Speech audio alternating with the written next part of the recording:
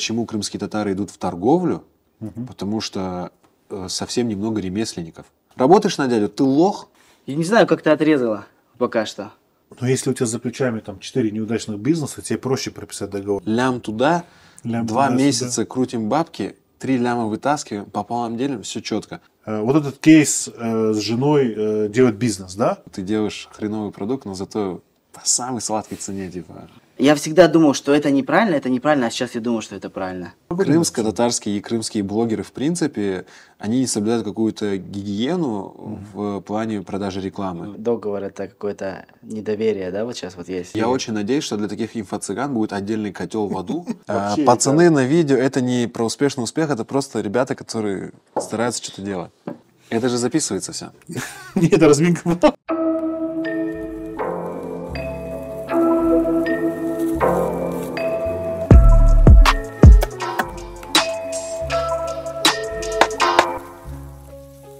Сегодня будем говорить про бизнес, да, это, если так можно сказать, не просто бизнес, а успешный бизнес, короче, работающий бизнес, который вот таких... Это не про нас. Да, давайте сразу дисклеймер такой сделаем. Мы не про успешный успех, мы просто пацаны, которые что-то пытаются делать, что-то как-то создают. Короче, короткая история. Пишу, это ты, наверное, не знаешь, Анвер. Пишу Мухаммеду, говорю, залетай на подкаст, короче. Ну, начинаем говорить, и он мне тут же продажу, короче, делает. Понял? Букеты, говорит, давай букеты возьми. Просто было, как раз перед 8 марта. Я думаю, ну настоящий, короче, бизнесмен. Ты МВМ не занимался случайно? Не, Я у меня вообще. тоже продавал. Нормально, да? Я Сейчас говорю, нет. Все уже, да? Уже Ну есть. все, вы обложку сделали, да? Дисклеймер. Короче, да. В общем, смотри, в чем прикол? Получается, времена не очень благоприятные, да, для бизнеса, для ведения бизнеса, тяжелый такой затяжной кризис. Поэтому хочется поговорить вообще про деятельность, короче. То есть такую самостоятельную деятельность, индивидуальную деятельность, да. И даже в какой-то степени и самозанятость, по сути, да. То есть многие бизнесы и бизнесами сложно называть. Ну, там, так, что-то делаешь, что-то не делаешь. Ну, мне кажется, что цветы – это, ну, такой сложный бизнес. Да. Потому что они быстро портятся, их тяжело как бы держать, тяжело удерживать. Почему цветочный бизнес? Ну, это же суперсложная вещь. Да, это суперсложная вещь, но опять-таки, да, то есть изначально мы отнеслись к этому проекту как к какому-то экзамену, типа сможем ли мы реализовать, да, свои какие-то маркетинговые навыки в такой непростой нише, потому что реально, да, то есть условно ты если продаешь там вот, да, стаканчики, ты можешь их купить и там 10 лет... Подожди, сейчас не заходи на Ты территорию. можешь их 10 лет продавать, и они у тебя не испортятся, на складе лежат, и все хорошо. А цветы, если ты купил, у тебя там есть, ну, максимум неделя для продажи. Не продал, выкидываешь. Вот, это тяжело. Плюс цветы – это элемент роскоши, и цветочная ниша, она, наверное, самая чувствительная в моменты кризиса. Да. Вот, да, то есть, потому что когда у человека начинаются какие-то проблемы с деньгами, настроение, например, Ну, очень скажем так, тревожное. это не первая необходимость, наверное, да? Далеко не первая необходимость, да, то есть, например, ты можешь пойти на день рождения, купить какой-то основной подарок и без букета, да, то есть, но если ты можешь себе позволить, да, там, идти на день рождения и помимо прочего купить еще и букетик, то это круто, вот, если, да, там у тебя какие-то проблемы, то ты, скорее всего, будешь отказываться вот от таких вот второстепенных вещей, да, да. как цветы.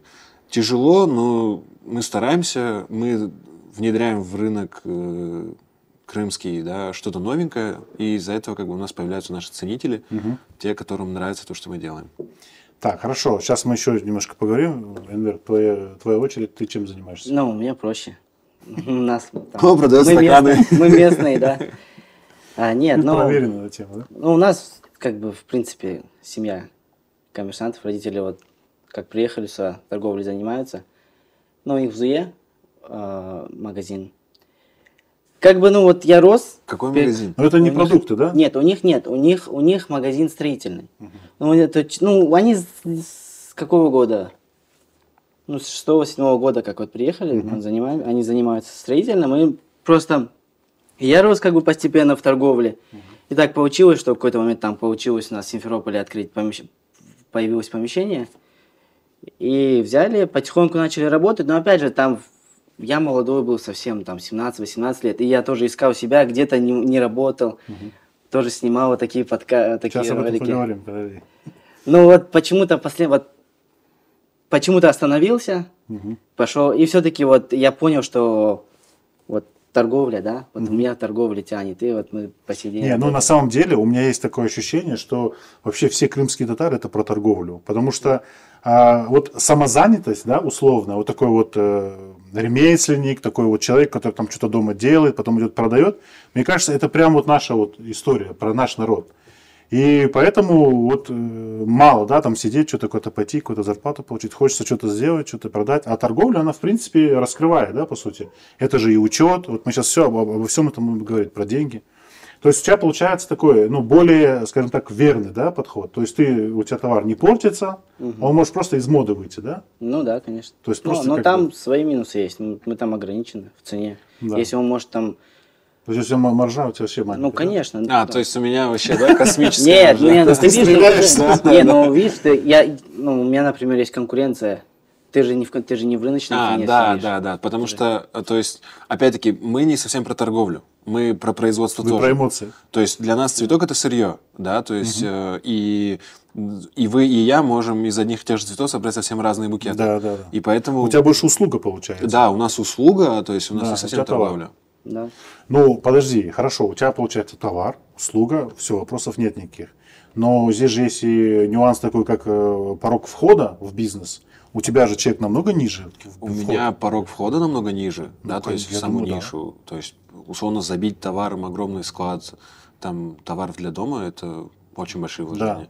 Цветочные ниши, по секрету скажу, там, сколько? Не говори. 20 Сейчас это там- тысяч долларов достаточно, чтобы запустить хороший цветочный. Ну, 20 тысяч долларов это тоже немало. Ну, относительно... Нет, ну у нас тоже, мы же не начинали сразу с Да, большого да. магазина. Это уже итог деятельности, Всё, да, годовой, окей. там, 10-летней деятельности. Зафиксировать. Всё, двигаемся дальше. Так, ну смотри, вот ты, кстати, хорошо сказал про услугу. В принципе, это очень хорошо характеризует твою деятельность. А вообще есть такая у тебя статистика по тому, дарят ли крымские татары цветы сейчас? Да, и крымские татары намного больше... Только давай дарят честно цветы. сейчас. Я вам честно говорю, да, то есть у крымских татар из-за того, что очень тесные социальные связи, поводов для того, чтобы подарить букет, намного больше, чем у других наших соседей. Не, поводов много, а дарят ли? Да, конечно, дарят. То есть молодое поколение, оно, опять-таки, да, отталкиваясь от нарратива в Инстаграме, да, там, что вот, да, там, подарить цветы это круто, Да. это эстетика, да, там, типа, они из-за этого очень, как бы, любят дарить цветы.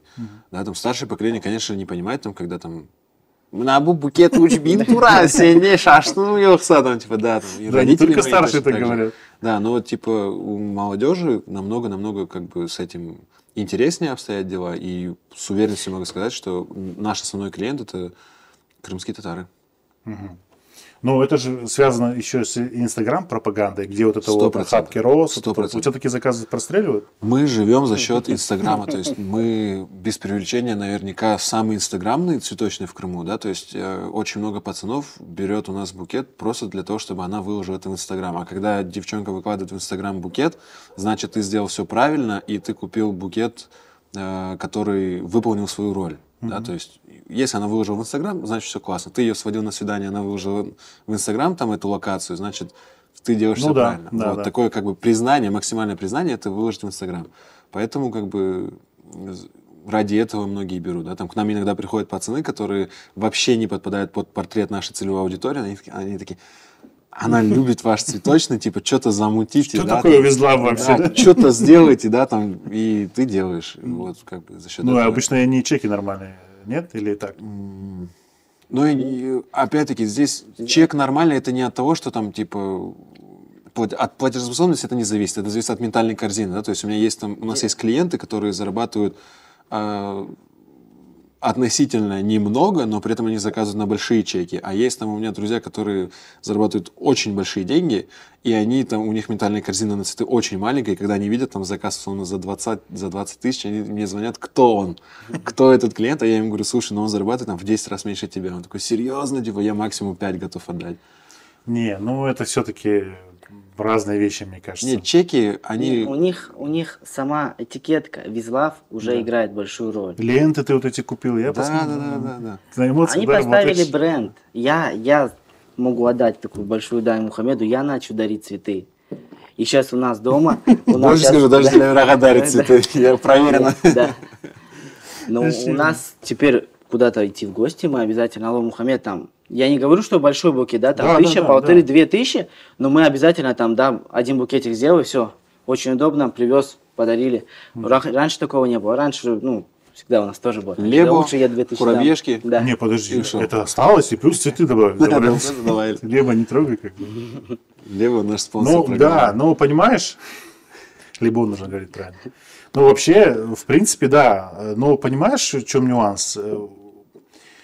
Вот я смотрел за тобой, да, ты вообще стартовал так очень громко, скажем так. Очень да? старался. То есть именно вот по маркетингу зашел, и вот ты открывался на Жигулиной роще, да, там все, ролики, там ну, красиво все получилось. И тут раз ты съезжаешь, и в другом месте открываешься. Вот теперь объясни мне, человеку, который тоже пытается что-то сам делать, да, вот ты там вложился в ремонт, я так понимаю? Ну, не совсем. То есть мы у тебя- заходили на готовое помещение, всё. мы заходили в субаренду к салону красоты, то есть мы там вообще... в Всё ремонт было не сделано вкладывались. у тебя. Да, то есть мы Поэтому просто туда ты установили легко свое ушел оборудование и мебель. И мы съехали очень быстро, потому что мы с самого старта поняли, что нам там будет тесно, Да. и лучше, чтобы наш клиент не привыкал к той локации, потому что, да, условно, если клиент привыкнет, что мы там находимся, Да. и мы через год аж съедем, Да. то мы так можем потерять большее количество клиентов. А что значит тесно? Что это такое? Ну, у нас была небольшая квадратура, мы понимали, мы сразу поняли, что перспектива роста, она превышает ту площадь, там 20 квадратов, по-моему, нам выделили. Да, то есть мы рано или поздно перерастем эти 20 квадратов, и лучше съехать оттуда да, раньше, это чем прям- позже. это прям вообще Сейчас немного. мы там на 55 квадратных метрах, и нам уже там тоже тесно, и мы тоже думаем уже, наверное, открывать какой-то филиал, оставить эту как флагманскую. Ну да. Ну да. Это были потери, то есть это, наверное, самая большая ошибка была во время запуска, то, что я очень старте, да, получается? Я очень многого ожидал от этой, именно от Места. нахождения в Жигулиной роще, потому что это самый классный ЖК, типа, в Крыму, а по факту разочаровался. в А разделиться клиентах. ты не попробовал? Ну, как ты вот сейчас говоришь? Сразу Нет, разделиться. на тот момент было опасно, то есть Опыта лучше не бы было, мы да? двигались медленно, вот с одной точки. Вот сейчас мы уже как бы наверняка плюс-минус готовы. Ну вот смотри, вот про старт просто интересно тоже. Многие, кто начинает вообще бизнес, да, что-то начинает делать, и у них как бы такой страх небольшой присутствует, а получится, не получится, как моменты. Почему ты вот прям с шумом зашел? Ты уверен был, что у тебя все получится? Все-таки ниша цветов, она тоже не пустая. Да. Много и переходы, все конкурируют между собой. То есть, да? Откуда такая уверенность? И что это? Или это чисто ты по книгам действовал, ну как учили? Ну, во-первых, была уверенность в продукте. То есть, да, мы были уверены, что наш продукт – это достойный продукт на рынке. Да, то есть, А он уже перспектива был? Нет, ну, то есть, мы видели картинку, да, наша команда начала создавать, и мы видим, опа, то есть, мы идем в правильном направлении. И, соответственно, когда ты понимаешь, что этот продукт имеет право на жизнь на рынке, да, то есть, ну, от этого и появлялась такая уверенность. То есть, как минимум, там, в Инстаграме у меня хватало смелости там как-то громко заявлять. Хотя, если бы мы облажались, да, то это было бы очень больно. Там пацаны на районе бы засмеяли, типа, вот, балабол, а мадачок Нормально. Приехал, Контент здесь был. начал. Приехал, повыпендривался. Ну смотри, одна из вот этих вот стартовых движений, это был ваш спор такой, да?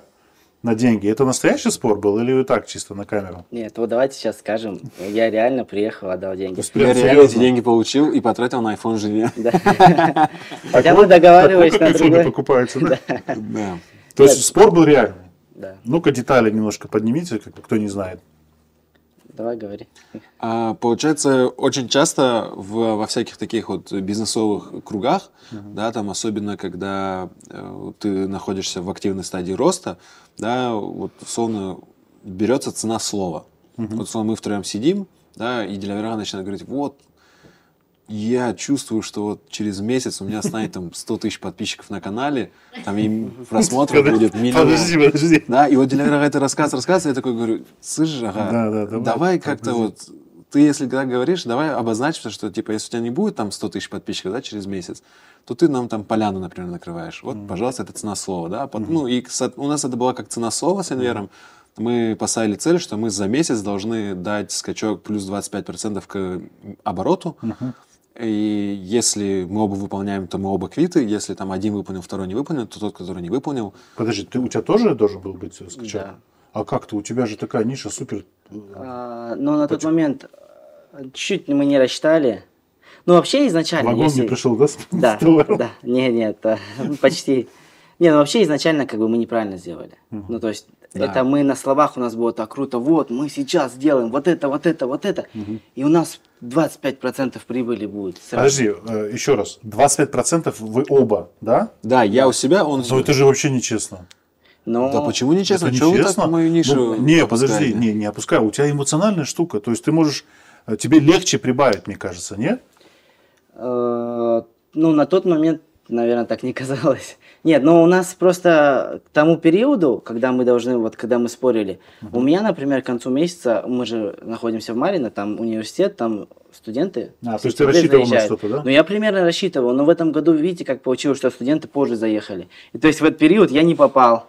Хотя за месяц, ну вот на следующий месяц я очень хорошо там прибавил, я могу бы сказать, да, Это Мухаммед, я сколько, там... какая сумма была спора? 50 тысяч. Ты полтинник раскидал потом на новый Нет, товар? нет, ну, я не раскидывал, я, честно говоря, отдал, хотя многие вот приходили и говорят, ну он что, реально взял деньги у тебя? Ну, мне так Конечно, говорят. взял, естественно. Ну, просто понимаешь, ну, вот эти вот инста, вот эти розыгрыши, Да, ты да, понимаешь, да, да, да. о чем я говорю? Да. Как будто бы подстава.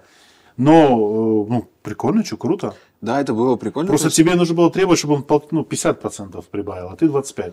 Да, запросто. Вот сейчас, Ну, сейчас, потом во-первых, обговаривали это. да, уже мы понимаем, что это было не совсем честно, да, то есть у меня проект более свежий, соответственно, как бы рост у нас, да, в новых проектах, он и так постоянно идет.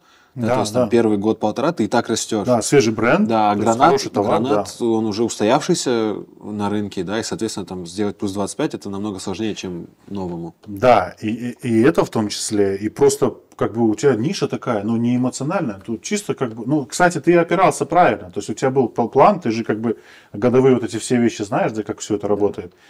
Вот, а ты как проверил, что он 25 прибавил?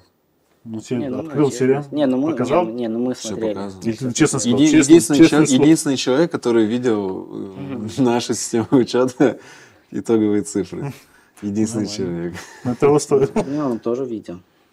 Не, ну вообще мне нравится вот такой подход. Мне нравится как инструмент диалога, разговора, потому что это инфоповод, да, то есть я смотрю, ну, условно говоря, я со стороны, вообще, я к вам никак не отношусь, я сижу, смотрю, думаю, ну, это прикольно, потому что об этом хотя бы поговорить можно, кому-то сказать, типа, вот пацаны зарубились, там, то есть это как будто бы тоже толкает, да, бизнес дело. Это была, в принципе, наша В том числе, одна из первых да? целей, да. Да. Чуть вот именно сферу бизнеса приподнять. Да. Хотя бы у нас, я очень люблю Казахстан в этом плане. Вот у них есть бизнес-партнерство, у них есть всякие там люди собираются. да. Не обязательно, что это супер классные коммерсы, которые нет, просто ребята обычные, вот как мы с ним, они собираются, коллабы делают, общаются, да, то есть что-то вместе организовывают, друг другу помогают. И у меня вот в какой-то момент классно мы познакомились вообще, мы давно познакомились заочно в Инстаграме, когда я снимал там Бырхарар, мне Мухаммед написал, потом помнишь, какой-то А выпуск что он был. тебе написал, подожди. Нет, ну Пригласи круто, меня на типа, выпуск. Да, нет, ну типа круто, машалла, там развивайся. А потом был выпуск, напомни, с кем? Да, это комментатор Да. снимали Да, в YouTube проект. есть, да. И мне очень тогда понравилось, как Мухаммед говорил, и как он говорил на крымско-татарском. Да. И я прям очень кайфанул, я тоже тогда написал ему. И после этого он приехал в Крым, и как-то так получилось, что вот он начал заниматься визлав, он знает, что я здесь занимаюсь. И Ну вот мы да, тогда да, с ним... да. Ну классика, слушай, так Да, и работает прикольно. интернет, в принципе, что так люди встречаются.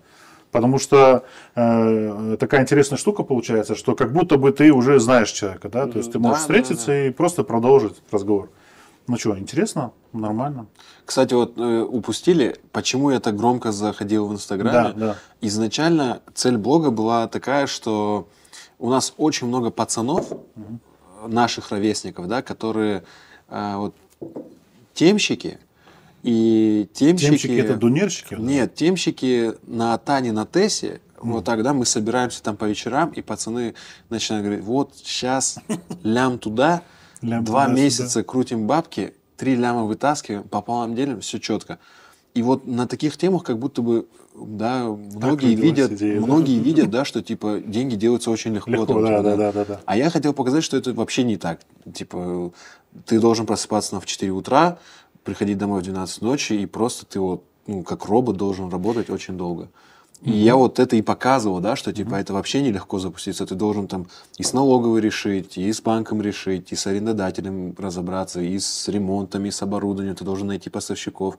Это все очень непростые процессы. Ну, подожди, вот эти темщики, они же не цветы обсуждают. Нет, ну, не важно, что они обсуждают. Обсуждают В принципе, модель Да. у них формируется такая, что да, открыть свой бизнес это легко. Срубить по-быстрому. Срубить бабло это легко, да, типа те, кто разбогател, им там повезло, да, там вот мы видим, там Агалар там ездит на 220 Просто стрельнуло. Да, там стрельнуло, там еще что-то. Вот Сейчас разного. ехали, это обсуждали, говорили, блин, вот им повезло. И, кстати, это очень важный момент, И, да. потому что сейчас мы это продолжим, мы это еще не закрыли эту тему. Просто это очень важно для кого? Для тех, кто сейчас думает что-то Да, делать. да. Чтобы у него вот эти ожидания были чуть-чуть принижены, да? То есть, во-первых, порог входа всегда есть в бизнес, и есть порог такая, ну, у нас в нашем деле называется долина смерти условная, да, когда ты полгода можешь вообще ничего не получать. Вот про это немножко скажите вообще, как вот со стартами, как быть, и вот учитывая сейчас не сильно благоприятное время, я имею в виду для вообще торговли, для экономики, вот в этих реалиях вообще что нужно делать, чтобы на плаву оставаться? Там, допустим, выйти в ноль это тоже уже плюс, понимаешь? То есть я когда говорю, что типа ноль это классно, но многие думают, что типа что это за такое? Ну, есть мысль на эту тему? Удержаться на плаву это вообще как бы изначально, если ты открываешь бизнес и у тебя цель это удержаться на плаву, Да. то это плохая цель, да, то есть выживание не может быть целью, да, у тебя цель всё должна правильно. быть жить как можно лучше. И вот в бизнесе, да, то есть выходить в ноль, да, там первый какой-то там период, это окей, да, у тебя для этого должна быть какая-то финансовая подушка, да, благодаря которой ты сможешь просто существовать как человек, да, не как бизнес. А уже потом, например, да, в нынешних ситуациях, и если ты понимаешь, да, то, что есть такая тенденция в твоей нише, в твоем сегменте, да, что обороты падают, прибыль у всех уменьшается, ты должен как-то контролировать операционные расходы в бизнесе, ты должен контролировать свои аппетиты, да, если ты там раньше жил там на 100 тысяч в месяц, а сейчас, да, ты там зарабатываешь меньше, то значит тебе надо и свои расходы как-то уменьшать, но при этом находить какие-то точки роста, находить новые каналы продаж, увеличивать, да, свои продажи, потому что если на рынке там 20 игроков, и каждый, да, там по чуть-чуть себе забирает, и ты такой забираешь по чуть-чуть и говоришь, ну все, это мой потолок, как бы в данной ситуации больше не надо. Но нет, еще 19 игроков помимо тебя что-то забирают. Ты можешь у каждого из них чуть-чуть откусить. И, соответственно, есть какие-то точки роста, ты можешь их клиентов к себе переманивать. Поэтому Ну да, ты сейчас говоришь про... просто стало тяжелее. Смотри, я с тобой согласен, но ты говоришь как бы про планируемое развитие. Ну, есть же такое понятие, как черный лебедь, да, вот там корона, там то, все. То есть эти вещи, которые никто не ожидал. Да. И вот когда такая вещь случается, допустим, коронавирус, вот тут ты принимаешь решение. Или ты держишь на плаву бизнес, просто чтобы удержать персонал обученный, Да, или- аренду, или ты закрываешься. Нет, или ты идешь в онлайн, и ты в онлайне развиваешься, да, то есть очень много проектов. То есть ты сейчас про гибкость говоришь, да? Отлично развивались в онлайне, и это стало толчком как раз-таки именно коронавирус, да, то есть в том же Симферополе доставка цветов очень сильно повысила свою популярность именно во время коронавируса, потому что, ну, просто зайти даже в цветочный было тяжело из-за всех этих ограничений. Зачем заходить в цветочный, если ты можешь все это через Инстаграм заказать? Вот, пожалуйста. Да, то есть, и есть категории, которые такие, все, что мне делать, я закрываюсь. Да, кто-то там пытался сидеть только в офлайне, кто-то, пожалуйста, ушел в Ну, онлайн. это все равно от ниши зависит же. От ниши сильно зависит. Сильно зависит, но в любой нише есть всегда возможность. Даже вот в нынешней ситуации, да, есть, например, ребята, которые в любой нише, да, сейчас закрывают глаза на какие-то объективные факторы со стороны, и они газуют, да, то есть там вкладывают невероятное количество денег в свой проект, а потом оказывается то, что тенденция на рынке идет вниз, да, и, соответственно, да, сроки окупаемости твоих дополнительных инвестиций, они падают. Вот, пожалуйста, как бы это неправильно. Значит, надо как-то сокращать диапазон планирования, да, сокращать бюджеты и их планомерно, медленно вкладывать. То есть есть гибкость, надо быть гибким. Вот смотри, допустим, ну, опять же, возьмем немножко устаревшую историю с коронавирусом, да, к примеру, падает доход, да, но операционка, она такая же, высокая. вот увольнять персонал там, или как-то ужиматься, брать новую другую аренду, переезжать. Вообще, вот как с этим сталкивались вообще? Или ты... Я, наверное, с этим сталкивался. Ну, я считаю, что вот как коронавирус, ну, он же не подкосил конкретно кого-то, да, он подкосил всех. Ну, то есть в этот период мы просто пережидали. У нас не было такого, что, ну вот, случилось, да, так, что вот коронавирус, и что все закрылись. Ну, мы переждали этот момент. Ну, люди тоже, кто у нас работает, конечно, понимание заходили. Нет, ну, понятно, что мы там где-то входили в их положение. Ну, в основном вот в этот период я приходил в магазин, я сидел, и тоже вот так же на Инстаграме. Кому-то что-то надо, мы раз отправляли, отвозили. Ну, переждали момент. То есть тоже искал какие-то варианты, да, там, и в принципе самому отвезти тоже как бы, ну, не это, да, не проблема. Нет, да, это... Не, ну, типа, я же владелец. Типа, Нет, ну, куда мы все... Я Вы не знаете, что такое Я владелец, да, когда... курьер. Ты полы моешь у себя? Конечно. Да. Мою полы у себя, был курьером год. Да, весь год я доставлял букеты, поэтому вообще нет такого. Нормально, да? Да, тоже, кстати, надо быть готовым, там, если нас смотрят наши ровесники, да, там пацаны, которые тоже что-то хотят свое открывать, вы не будете там в белых рубашечках заходить, такие, кассы пересчитал и ушел, вы будете мыть полы, развозить. Ну, смотри, но все равно же зависит от ниши, чем заниматься. Если кальянную открываешь, то, наверное, по-другому двигаешься. Нет, открываешь кальян, же. и еще больше моешь не только полы, но и посуду. Еще и кальяны моешь. Еще и кальяны моешь. Так что от этого никуда не уйти. И вот, кстати, да, черный лебедь, да, он всегда бьет по всем. То есть это не так, что все на твою голову упало. Это падает на голову всех, соответственно, там арендодатель может пойти тебе на уступки. Да. Арендодатель понимает, что если ты сейчас выйдешь, то на твое место сейчас никто не зайдет. Твои работники понимают, что ты им, да, там, не можешь платить зарплату, как прежде, не потому что ты жадный, а потому что такая ситуация, и они сейчас не уйдут на другую работу. Жадный, да, то есть они не смогут сейчас найти другую работу, где им будут платить много. То есть все друг друга как-то понимают, и это тоже очень сильно помогает. Ну, согласен. То есть, получается, предприниматель, человек, который что-то делает, это про поиск возможностей, да, по сути? Всегда он ищет возможности. То есть новые какие-то условия, да, и идет какой-то поиск варианта, поиск возможностей. Ну да, пытаешься в их ситуацию всегда найти. Бюджет семьи и бюджет фирмы. Разделение бюджета вот, фирмы, да, компании и бюджета семейного бюджета. Ну, чуть своими этими поделитесь своими лайфхаками. Строго. У нас я раньше мог вот так вот с своего кармана доставать в магазин. Что надо взять, купить. Ты, короче, такой ты почувствовал этот хайп, да, типа я могу вот так двигаться. Брал, да? а сейчас строго, даже 100 рублей выписываю обратно себе. Потому что я потом почувствовал, как это у меня отразилось очень. Как отразилось? Ну как, у меня просто... Кассовый я разрыв? в конце месяца, ну, и в магазине не чувствуются эти деньги, что я вложил, и у меня эти деньги, и у меня этих денег нет. И когда это по чуть-чуть, по 1000, по 2, по 3 в конце месяца в 20 тысяч выходило, и я там, а где мои деньги? А их нету. А когда ты уже 20 тысяч забираешь с магазина, это чувствуется. Поэтому я сразу начал. Ну вот это... И сейчас сестренка тоже... Ей говорю, что никогда так не делать. Ну, по крайней мере, в нашем бизнесе так надо. То есть разделять бюджет, денежный бюджет, да? Ну, то есть семейный бюджет и фирмы. Оборотные средства вообще нельзя трогать без какой-то острой необходимости. То есть это уже там по истечению какого-то временного отрезка, да, когда ты там можешь какие-то деньги вытащить, ты их вытаскиваешь, фиксируешь и их используешь. А этот новый iPhone это не острая необходимость? Да, ну, неважно, это острая, не острая необходимость, но покупка все равно не из оборотных средств. То есть, например, да, там у тебя оборот 10 миллионов рублей в месяц, условно. Это же не значит, что ты можешь там в месяц тратить, да, там 10 миллионов, вытаскивать. Например, да. То есть ты сегодня, например, продал там на 100 тысяч, это не значит, что ты можешь эти деньги использовать, а завтра каким-то образом они там появятся. Ну, да. То есть тебе послезавтра надо будет на 80 тысяч там закупку сделать. Откуда ты их достанешь, если ты забрал их? Нет, ни в коем случае. Оборотные средства не вытаскиваются только после того, как ты делаешь, да, там какой-то учет, итог подводишь, и ты получаешь вот дебет-кребет. Я все свои обязательства выполнил, да, там зарплату раздал, аренду заплатил, за поставки заплатил. Заложил новые расходы на будущее. Да, то есть и вот ты потом вытащил.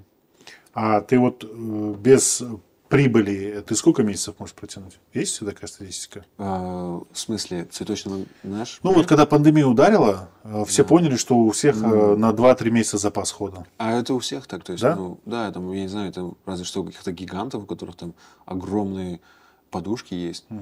Там да. Ну, выяснилось, что нету подушек ни Да, у кого. мелкий бизнес, он не так работает. В этом-то и особенность, да, то, что мелкий бизнес, он гибкий, да, то есть тут нет этой бюрократии, да, там, например, не надо согласовывать с отделами, с 10 отделами какое-то действие. Ты можешь в моменте быстро что-то сделать, но у тебя очень ограничены эти ресурсы. Ну да. А Ну, это классическая ошибка, мне кажется. Я тоже, кстати, ее часто допускал, что ты можешь, допустим, вот тебе надо сегодня вот там в семью что-то купить, да, ты там раз в кассу залез. Ну, как будто бы это те же деньги. Ну, какая разница, там, я в конце месяца их возьму или сейчас? На самом деле это грубая ошибка. Это очень грубая ошибка. Да, она может серьезно ударить вообще. Это очень грубая ошибка. Там пацаны, вот опять-таки, да, вот возвращаясь к пацанам, я не знаю, я очень хочу, чтобы у нас не было, да, вот истории там, как долганулся там на 500 тысяч и прогорел. Да. И потом ходишь 3 года, раскидываешь эти долги, и у тебя 3 Это года еще в просто лучшем сгорает. случае, если раскидываешь. Да, то есть начал, например, да, ты какое-то свое дело там. Там раз 100 тысяч оборотных средств у тебя скопилось. И вот реально, бывает, пацаны просто бошку срывает, пошел iPhone купил. Там, или если еще больше, там пошел машину купил. Первоначальный взнос. Да, вот сразу, да, там у нас же есть это сходу, да, там первые деньги почувствовал, iPhone, машина, там, что еще, какие приколики. Ну, ты знаешь, мне кажется, что вот главная ошибка это вот эта вот мысль, что лучше не на дядю работать, а лучше самому двигаться. Вот, да. Но вот ты знаешь, вот про предпринимателя, вообще предпринимателем можно стать? Или Да. это какие-то природные навыки? Нет, это все... Математика, да? То есть талант это всегда там 1-2%, то есть остальное это все навыки. Ты их тренируешь, ты в зал придешь, ты тоже можешь сделать. Если ты не Ну, какой-то получается, что все могут заниматься бизнесом. Ну, просто есть предприниматель, а есть просто, как сказать... самозанятый. Да, ну то есть... Чего вы так сегодня самозанятых? Не, ну, просто понимание предприниматель. Что вообще в плане предпринимателя? Когда ты сидишь, может быть, человек, который там сидит шаурму делает, и он говорит, я там предприниматель, вопрос решаю. Ну, по сути, у него одна обязанность, да, то есть ты забрал деньги. Курица не приехала, вот проблема Да, начинается. это же Да, разные то есть это вещи. самая большая Ну проблема. да. То есть это совсем разные, да, то есть и проблема еще такая, что предприниматель может на любом из этапов перестать соображать, как решать новую проблему. Да, то есть вот я, например, сейчас понимаю, то, что 1,5 года назад, когда мы начинали, у меня были совсем другие проблемы. Сейчас у меня совсем другие проблемы. И я готовился к решению вот тех проблем, которые были, но с теми проблемами, которые я сталкиваюсь сейчас, у меня не было каких-то заготовок заранее. И я сталкиваюсь с проблемой, я такой, опа, а как ее решить? То есть это новые проблемы. Это новые совсем проблемы, да, то есть ты думаешь, так, мне нужен новый сотрудник, а на рынке, да, там свободных нет, да, там хороших специалистов. Мне, значит, нужно пойти и его откуда-то схантить. Как это сделать, да, там, чтобы там другие игроки на рынке не сказали, что ты там конченый, потому что рынок маленький. Ну да, да, чтобы там, не крал да, специалист. чтобы я не был там каким-то вором, да, сотрудников, а как-то это красиво сделать, да, там вот я хочу вот этого сотрудника к себе, мне надо как-то это деликатно, это новая проблема, да, там, Ну да. мне надо там масштабироваться, как мне это сделать правильно, да, там, сколько я готов вложить, там, например, в создание сайта, да, там, немного ли это будет для сайта, актуальна ли эта задача сейчас, окупит она себя или нет. То есть, по сути, предприниматель все время сталкивается с новыми вызовами, да? И... Да. То есть, если стагнации в бизнесе нет. В бизнесе есть четкое развитие, регресс и прогресс. Да, то есть, если ты стоишь на месте, значит, ты уже отстаешь. Значит, твои конкуренты в этот момент прям бегут вперед, а ты остановился. Пока ты спишь, Ты уже качается. отстаешь. Ты или думаешь, как решать проблемы, или ты не думаешь, и ты падаешь. Ну да. Вот так. Ой, жестко что-то у вас получается. Да, мы жесткие ребята. Ну, самозанятые тоже нормально могут Да, дела это решать. нормально, ты самозанятый, что вы тоже. Просто это про позиционирование, да, то есть мне неприятно там, когда меня там пацаны, да, некоторые там, есть друзья там, которые, ты гений, братан, типа, ты реально четкий, там. А по факту, да, там, я букеты развожу, да, там, типа, грязную на работу себе маркетинге делаю, там, сложно типа. вывозить. ну, как бы, И такая тема. типа, ну, я самозанятый, да, типа, окей. А есть пацаны, которые наоборот, реально, да, там одна шаурма, там, и он такой предприниматель, На SEO, Атане там, сидит, да? SEO, там, шаурма от Мухаммеда, там, ну, это реально, это смешно. Просто надо понимать, да. Не, ну человек, ну да. Это неплохо и нехорошо. То есть самозанятые некоторые зарабатывают намного больше, чем предприниматели, которые там продают, и в месяц у них уходит 30 тысяч, и они такие, вау, я предприниматель зато. А самозанятый может 100 зарабатывать, и все четко. Ну, самозанятый это не в найме тоже может быть, правильно? Конечно. Ну вот я сам на себя работаю и делаю там кошельки из кожи. Я самозанятый. Так, ну вот смотри, хорошо, давай, допустим, такой вариант рассмотрим. Опять же, те, кто хотят начать что-то делать, да, там, какую-то нишу заходить. Вот стартовая история. Есть такая классическая ошибка старта бизнеса, когда ты на все деньги стартуешь. То есть, условно говоря, ты снял аренду, там заплатил зарплату, закупил какой-то базовый первоначальный товар какой-то, да, и все, и у тебя закончились деньги. Вот таких же много стартов, да? Советы вот дайте как предпринимателю, ну уже опытный предприниматель, да, как лучше стартануть. И тут еще кредитные деньги, можно тоже об этом поговорить. То есть стоит, не стоит, как вообще вот с этим делом связываться, не связываться. Ну, 100% опять же зависит от ниши. Ну давайте, вот у вас принципиально разные ниши. Да. Вот у тебя такая игра в долгую, скажем так, да, то есть, в принципе, ты даже можешь и особо маркетингом не заниматься, ну, все равно что-то продавать, потому что твой магазин видно, люди заходят, ага, там, у тебя хостовары, да, в основном? Ну да. И у тебя широкий профиль? Ну, сейчас широкий стал. Я понял. Ну, опять же, про выживаемость, да, то есть, торгуешь там, всем стараешься. Все, конечно. Да. То есть, вот у тебя как бы немножко другая история. Даже вот те же 20 тысяч, да, ты говоришь, там, ниша, там, фото, бизнес 20 тысяч долларов. К примеру, у тебя есть 10. И у тебя стоит выбор, 10, или взять 10 в кредит, или не начинать. Что нужно делать? Ну, я принципиально против кредитов.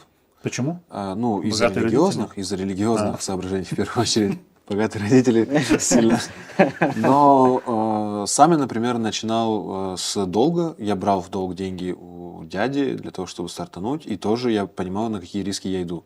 Да. Ну, тут репутационные риски. Тут репутационные риски в родне, в первую очередь, да. Ты же можешь сказать, ну, не получилось, да, им не получилось. Я не ставил себе такую, да, как бы, опцию. Вот. И мы стартанули с долгом, но при этом как бы был четкий план. И я понимал, да, что даже если, например, нам придется закрываться, то я могу продать оборудование, я могу продать мебель, я могу продать там какие-то товарные остатки. То есть ответить можешь по долгу. Какую-то часть денег я могу вернуть, да, то есть это уже как-то помогало. Ну и в начальном этапе обязательно у тебя должны оставаться деньги, как финансовая подушка безопасности. Оборотные ты имеешь в виду? Или просто? Нет, просто НЗ у тебя должно лежать в первую очередь на твои личные расходы, во вторую очередь на жизнь бизнеса, да, то есть, например, ты стартанул бизнес, ты понимаешь, что у тебя операционный расход в месяц там 150 тысяч. Аренду, зарплату заплатить, коммуналку, еще что-то. Вот 150 тысяч в месяц ты должен, хочешь ты этого или нет. Там, ты проснулся, значит, ты утром уже 5 тысяч должен, да, там 150 на 30, если поделить. Вот у тебя с утра, ты глаза открываешь, у тебя на балансе минус 5 тысяч. Все. Если ты за этот день не заработал эти 5 тысяч, значит, ты должен эти 5 тысяч откуда-то достать. И это мы про ноль говорим сейчас. Это мы говорим, чтобы, да, там выйти в ноль. И, соответственно, у тебя должна быть какая-то подушка безопасности. Ты видишь, там в первом месяце у тебя кассовый разрыв, ты в минусе.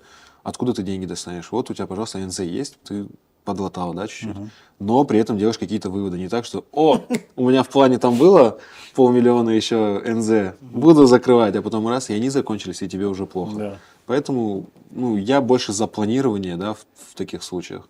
Ну, ты понимаешь, вот все понятно, но это как будто бы какой-то график, который, вот знаешь, когда проект, вот эти стартаперы проект защищают, вот у них вот такой график красивый. Но в жизни же так не получается. В жизни так редко получается, как перекрываться? Да, красивых. Вот у тебя минус 5 тысяч стоит, а ты там, у тебя 3 зашло. На следующий день там у тебя 2 тысячи зашло. Вот что делать в таком случае? Все, ты, значит, ты принимаешь эту ситуацию, но делаешь выводы, почему у тебя так получается. Может быть, ты какой-то фантазер, который вообще там зашел в какую-то нишу, где невозможно, да, там зарабатывать вообще. Или же ты дурачок, который, да, там не понимаешь, как работать в этой нише. Но, скорее всего, ты поначалу дурачок, потому что да, там, ты заходишь без опыта, ты не знаешь, там, как общаться с каким поставщиком.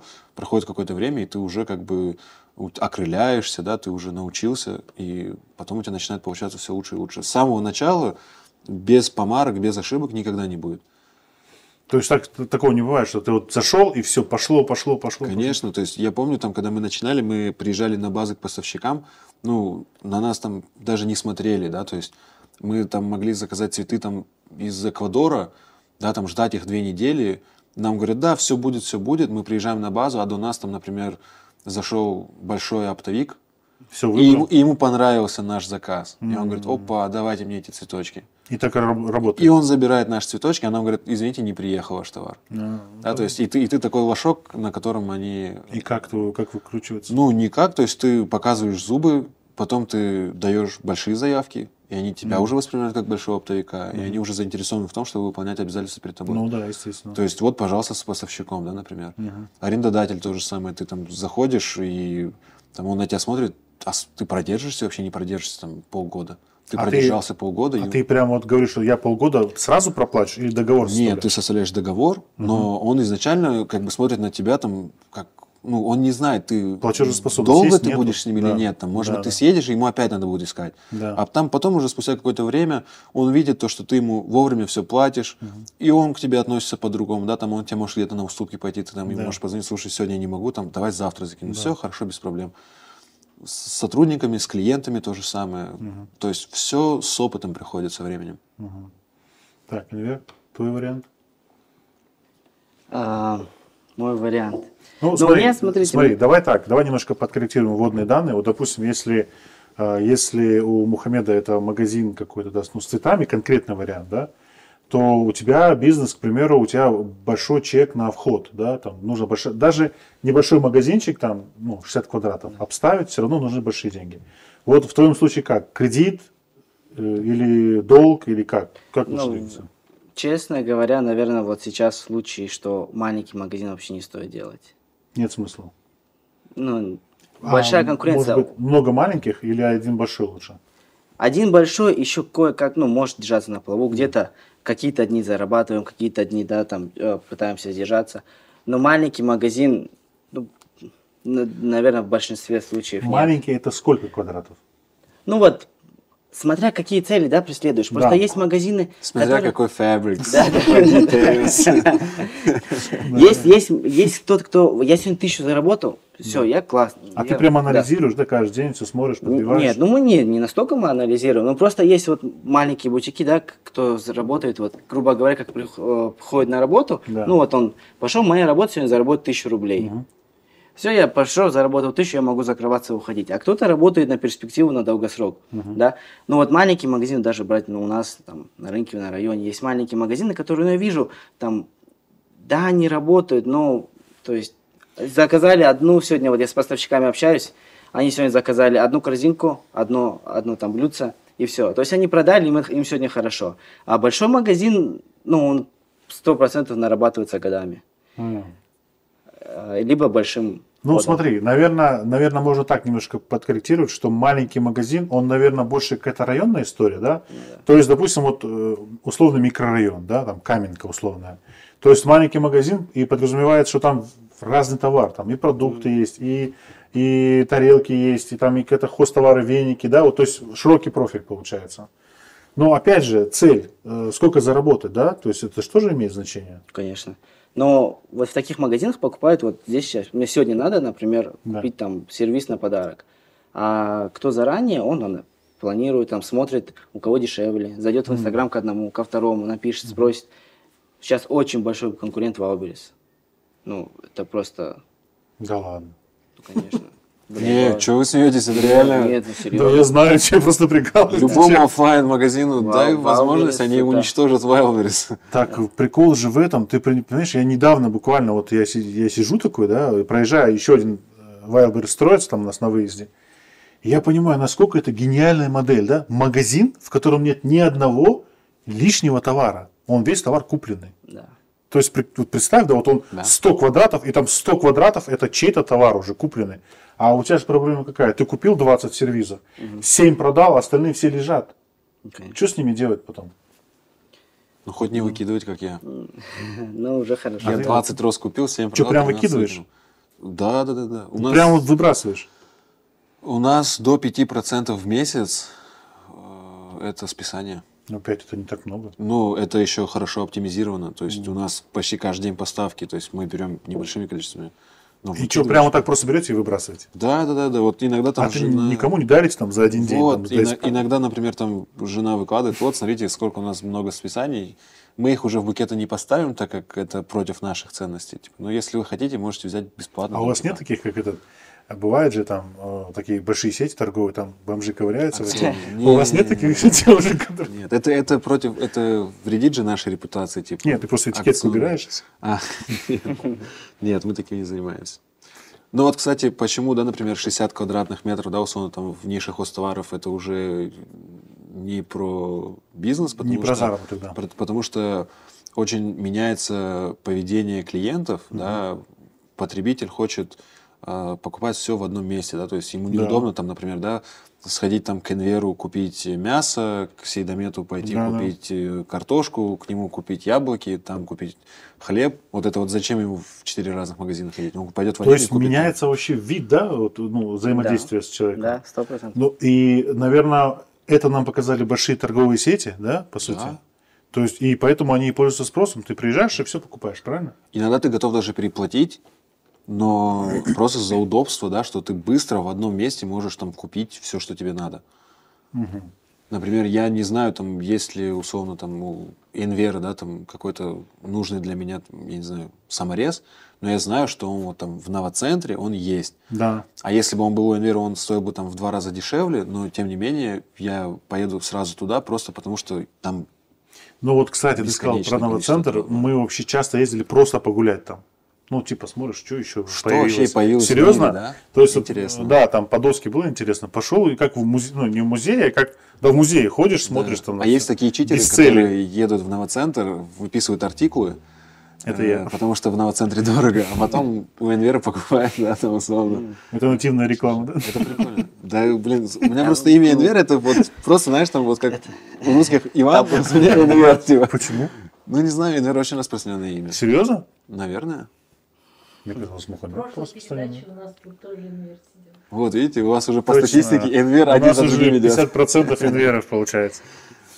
Так, ну да, прикольно, интересно. А слушайте, а вот по рекламе вообще как вы сейчас двигаетесь? Есть рекламный? Вообще вот, давай по-другому. Про ваш рекламный бюджет сейчас поговорим. А вообще стоит ли сейчас рекламой вообще заниматься, рекламироваться? 100%. Реклама, это некоторые просто воспринимают это как просто ты куда-то вот ты стрельнул в небо. Да. Что-то появится, не появится, да, как бы. Ну, мы заплатили за рекламу и ждем результатов, да, вот как прямо сейчас. Дуаеттен, ягмыр ягаджах, ягмаджах, бельмесин, да, типа. А реклама это не так, то есть это, грубо говоря, ты платишь кому-то часть от своей прибыли за продажу, которая у тебя совершится. Будет в будущем, да. Да, то есть, например, да, там вот я хочу, чтобы у меня больше покупали цветов, прихожу к вам с просьбой о рекламе. Да. Вы говорите, ну вот у меня такая-то статистика, да, там типа 10 тысяч, да, я вам заплатил. Говорите, 10 тысяч плати, и мы тебе сделаем, да, платишь 10 тысяч, мы тебе делаем рекламу. Я себе считаю в голове, сколько мне нужно сделать продаж, да, там, с вашей рекламы, чтобы она себя окупила.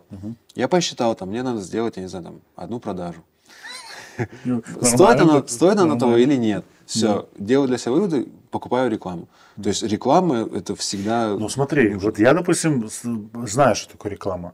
И вот ты как бы опять очень красиво говоришь. Ты же не знаешь наперед, как реклама будет стрелять. То есть это же потом будет анализ, ты будешь смотреть конверсию, как что. Хорошо, но если вы сделали 10 реклам до меня, я у вас запрашиваю ваши результаты, статистику. Ну, мы сейчас говорим конкретно про Инстаграм рекламу. Нет, не обязательно Инстаграм. Там, я не знаю, все сервисы Яндекса, например, да, там Google, они точно так же предоставляют там информацию, например. По вашей нише в прошлом месяце мы сделали 3 рекламы на Симферополь. Вот их результаты. Да, там кнопка позвонить столько-то человек, там построили маршрут столько-то человек.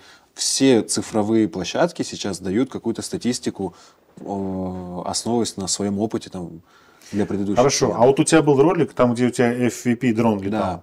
Как ты эту рекламу посчитал? Это реклама больше имиджевая. Вот, я про нее говорю. Все. Я не про контекст, я сейчас про имидж говорю. Имидж это совсем другое. Имидж это в долгосрок. Да. Для этого берется отдельный бюджет.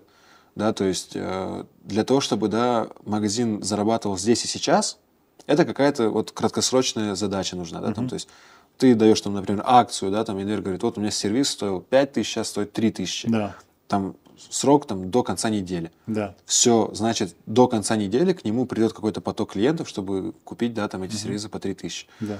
Вот, пожалуйста, реклама сработала. Здесь все понятно. Да, то есть, но если там Энвер начнет делать, я не знаю, там, билборды, да, там, с темой приходи в Гранат, у нас там уютно, я не знаю, там у нас все для дома, да, то есть тут нет какого-то призыва к действию, но человек увидит один раз, второй раз, третий раз, и когда там ему через полгода понадобится купить там микроволновку, он вспомнит про Инвера.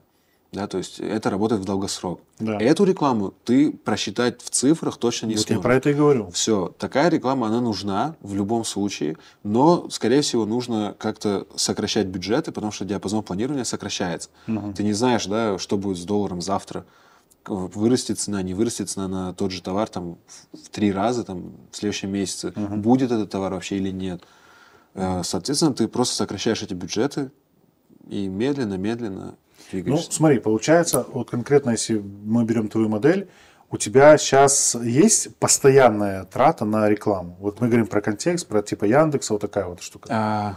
У тебя заложен это твой бюджет, как Да, там, да, зарплата уборщицы и контекстная реклама? Да, все Есть. это заложено. Да, Ты то есть- работаешь над этим. Да, мы работаем, там, например, тот же Инстаграм, да, например, для того, чтобы рекламироваться в Инстаграме, мы не покупаем рекламу, да, там у всяких блогеров, это наша позиция, просто потому что... Ну, кстати, да, как вы рекламируете? Ну, мы не чувствуем нужной отдачи от рекламы у блогеров, потому что она... Не хочу, конечно, эту тему затрагивать, но почему? Давай поговорим. крымско-татарские и крымские блогеры, в принципе, они не соблюдают какую-то гигиену в плане продажи рекламы. Сегодня он может прорекламировать тебя, завтра твоего прямого конкурента с точно таким же набором слов. Лучшие цветы, лучшие букеты, покупайте только у них. Это мой друг, я ему доверяю, я покупаю только у него. И у зрителя, да, то есть он уже сам не верит этому блогеру, он просто эту рекламу пролистывает и ждет, когда он будет рассказывать нам про свою жизнь. Там реально весело и интересно. То есть там мы не покупаем. Но мы взаимодействуем там, с разными моделями, фотографами, я не знаю, там, с людьми, которые пропагандируют.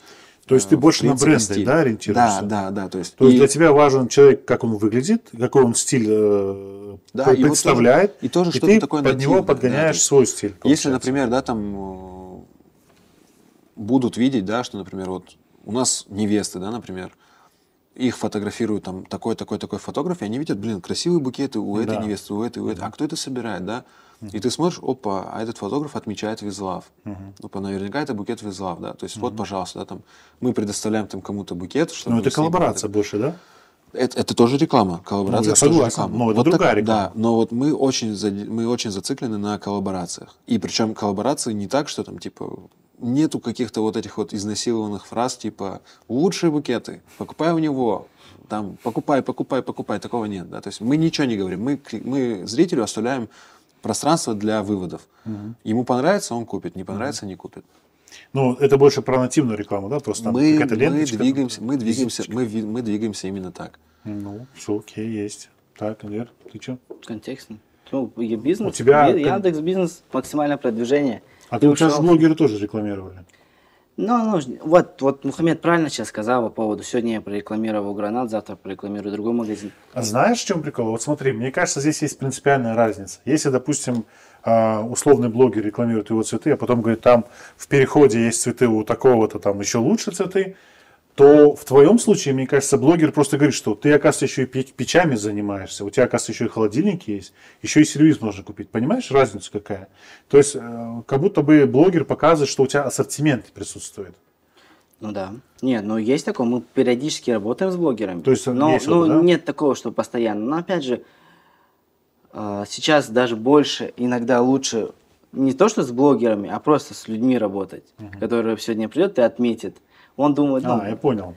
Это больше работает, чем Ну, честно говоря, на блогеров уже, может быть, я давно уже не заказывали, но уже особо на рекламу не переходит, по-моему. Смотри, а вот что нужно делать для того, чтобы человек тебя отметил? Вот я, допустим, обычный там человек, который работает там где-то, да, я пришел, купил у тебя кастрюлю.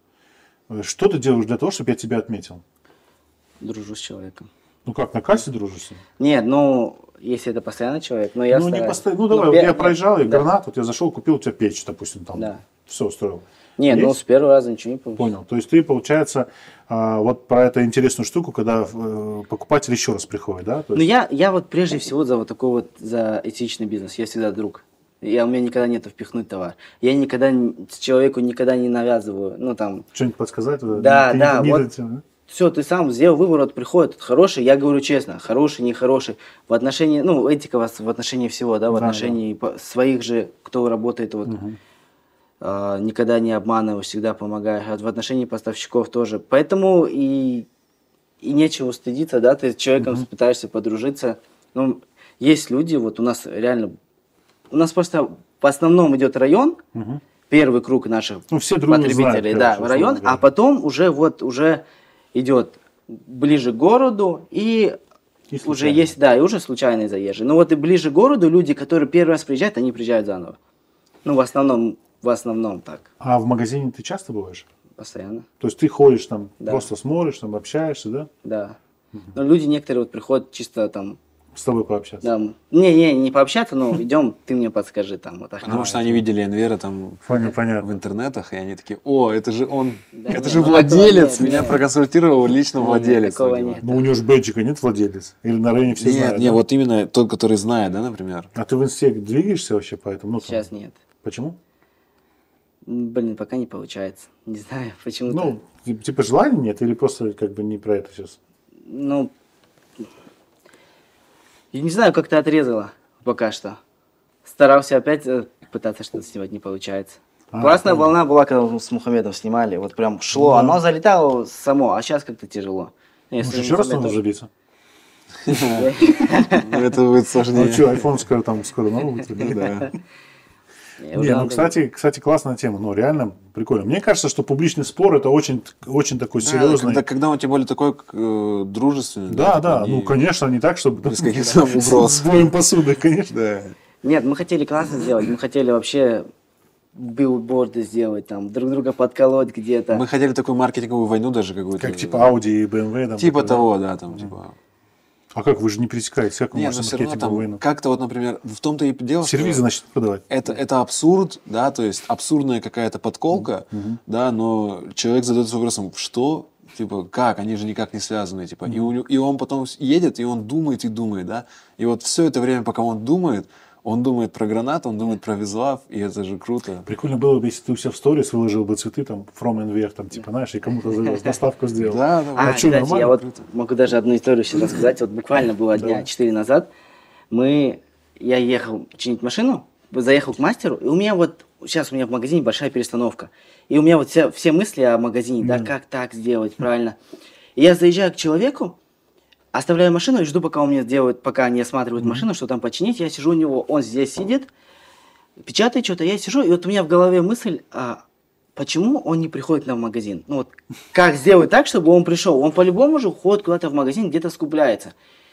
Это было вообще вот просто вот у меня в голове, я ты его знаешь, этого человека? нет, первый раз вижу. Мне сказали, он хорошо делает. Я приехал к нему, я не знаю, почему так получилось, но я не зацикливался. Я просто сидел такой, ну вот где-то, да, наверное, где-то скупляется. И как приехать? И я буквально проходит 2 дня, я сижу в магазине, я в магазине на стремянке, окна мою, и смотрю, он идет. И вот так вот я не знаю, как так вот сконнектился, да, что ты сначала сидишь, думаешь, почему он не приходит, и он идет с человеком, и я такой, вау, круто, мне вообще прям понравилось. Я такой, Ну, прикольно. Салям алейкум, говорю, а были у нас? Нет, вот первый раз пришел. Я такой, блин, вообще. Как Ну, прикольно, да. Это, мне кажется, знаешь про что? Это ты, короче, все время про свое дело думаешь, про свой бизнес. И вот оно так работает. Ты как будто бы у тебя, ну, условно говоря, да, ты сидишь там за телевизором, вот телевизор работает, а ты же не смотришь его, ты думаешь, как там полки поставить. Да, это постоянно. И получается, ты как будто бы вот эту штуку, не знаю, там как-то материализируется она или что. Ну, да, давай хай попьем. Давайте хай попьем. Давай, конечно. Так, сейчас я посмотрю, что там у нас. Это же записывается все. Не, это разминка была. Не, вот этот момент сейчас конкретно. Ну да. Я Энверу просто говорил, что типа Диляра настолько простой человек, что типа вот хаве приносят, Да. типа, обычно все на паузу это ставят, да, вот эту вот Не. суматоху. Не. Сейчас. А Диляра не ставит. Короче, я вчера словил коммент, который я интуитивно вот чувствовал, чтобы вот наша деятельность была про это. Вот мне жена его прочитала, она говорит, живой у вас контент. Ну, типа, круто. Ну, Да. понимаешь, да, о чем речь? То есть, ну, не Тут телек. холодно, правда, чуть-чуть, как в морге. Холодно, но мы да? живы. Мы Серьезно живы. холодно? А, ты же в этом сидишь. Да не, нормально. Что, может добавить там? Все нормально Надо работает. сейчас. Нет, Да. круто. Я, честно говоря, когда вот мне Мухаммед сказал, я первый раз открыл, но я потом все выпуски посмотрел. Да Ай-яй-яй. ладно, все выпуски. А? Ну вот я вот прикольно, мне очень понравилось. Даже я все не смотрел. С Ленуром очень выпуск, я прям его на одном дыхании посмотрел, круто. А, было. с Ягадом? Да. Да, он такой, хитрец. Ты знаешь, у меня спрашивают, почему его выпуск посмотрели люди. Ну, много посмотрел, да, там 28 тысяч. И вот кто не в теме, они думают, что есть какой-то секрет. Вот ты что-то сделал и раз. А на самом деле все же просто. Если это интересно, ты смотришь. Ну, так же Да. получается. Я То есть- думаю, что мы уже неинтересны. Все, короче, уже, да? Там на первом вопросе, кто ты такой, Мухаммед, все уже выключили. Да, не, ну что вы так, ладно. Китай же не все. Да, ну, в Китай, скажешь, иншалла, поеду, все сразу. В Китае еще не был, но буду. Вот. А, кстати, расскажи про свой этот BQ подкаст, вот эти вот моменты. Вообще знаете, кто я? Чисто так между нами. Ришат Алиева знаете? Ну, Фотоаппарат я ему подарил. ну, машалла, а мы что здесь делаем? Зачем пришли? А, Харымда Яша, да? А что сидите тогда? Пойдемте снимать. Что сидим тогда? Давайте. Пойдем, я уж.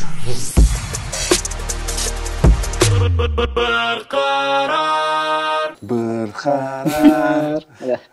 Я еще, короче, смотрю, сегодня что-то, во-первых, я не мог вспомнить вот твой этот подкаст. Я помню, что у тебя на вот этой вот, как это, обложке было написано BQ подкаст. Да. Что-то такое. Еще не могу найти, ну, потому что их много, Да. такой подобной темы. Я думаю, блин, ну как же тебя найти, как же тебя найти, как же тебя найти? Короче, потом нашел, открываю, смотрю, а там у тебя такой прикол был такой, типа там, Ришат Алиева, знаешь, там, то есть, я уже понял, да? это именно Бархарар. Это вот, это оно. Да, Второй, да. по-моему, эпизод, да? Да, да. Это Сиджали Ага был и Анадир Ага. Сидел, да, и Надир, да. Ну, прикольно же, что? Блин, ну тогда круто было. Ну, а Мне чё ты? нравилось. Да я не знаю, почему так получилось. Не, подожди, давай разберем. Что значит так получилось? Да у меня много моментов было, когда я вот переставал работать и начинал заниматься там всяким шоу. А, а ты потом опять... с магазина переключался? На одно переключаешься. У меня родители строгие коммерсанты. Вот у них кроме бизнеса ничего нет. И Они смотрят, ты какой-то ерундой занимаешься и начинают давить, да, тебя? Ну, понятно. Это классика. нет, ну, честно, вот я думаю, родители посмотрят по-любому, но я всегда думал, что это неправильно, а сейчас я думаю, что это правильно. Ну, возможно, это в моем случае получилось правильно. И я вот в итоге пришел, у меня несколько раз было, я видеосъемкой занимался. Что ты делал? Ну, мы снимали, Свадьбы снимал. Серьезно? Ты Да. свадьбу снимал? Когда ты снимал? В каком году? 20-й, наверное, 21-й. А, ну, понял, я уже просто... Да. Я уже Нет, мы дебильнулся. прям зашли, сняли 4 штуки и вышли, потому что, ну, как-то не пошло. Подкасты, вот эти вот шоу снимали. Но согласись, на тот момент, если бы я продолжил, оно бы пошло. Подожди, какая у тебя мотивация была? Ты что, хотел деньги заработать? Нет. Так а в чем прикол-то? А вы Ну, а что, вы сейчас, да. Подожди, это меня, я же уже давно этим занимаюсь. Ну вот вы когда начали снимать? Ну смотри, у нас вообще канал в 2020 году открылся. Но вот нормально работать мы начали буквально недавно. То есть вот постоянно что-то делаем. Просто понимаешь, это же не про 24/7 занятость. То есть ты можешь работать в магазине и можешь делать подкасты вообще легко.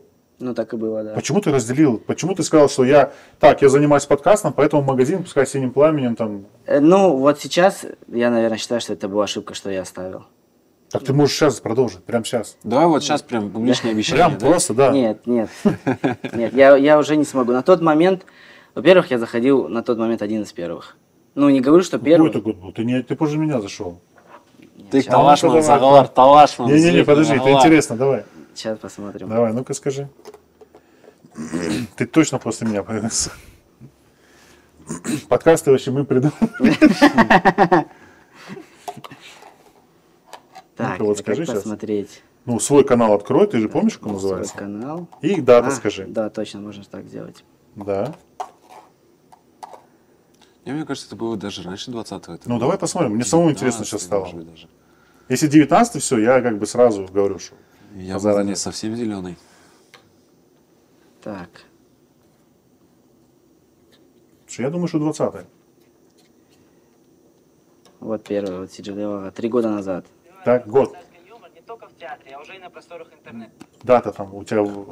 Сейчас, этого. сейчас. Скажи дату. И я тебе скажу, кто из нас прав.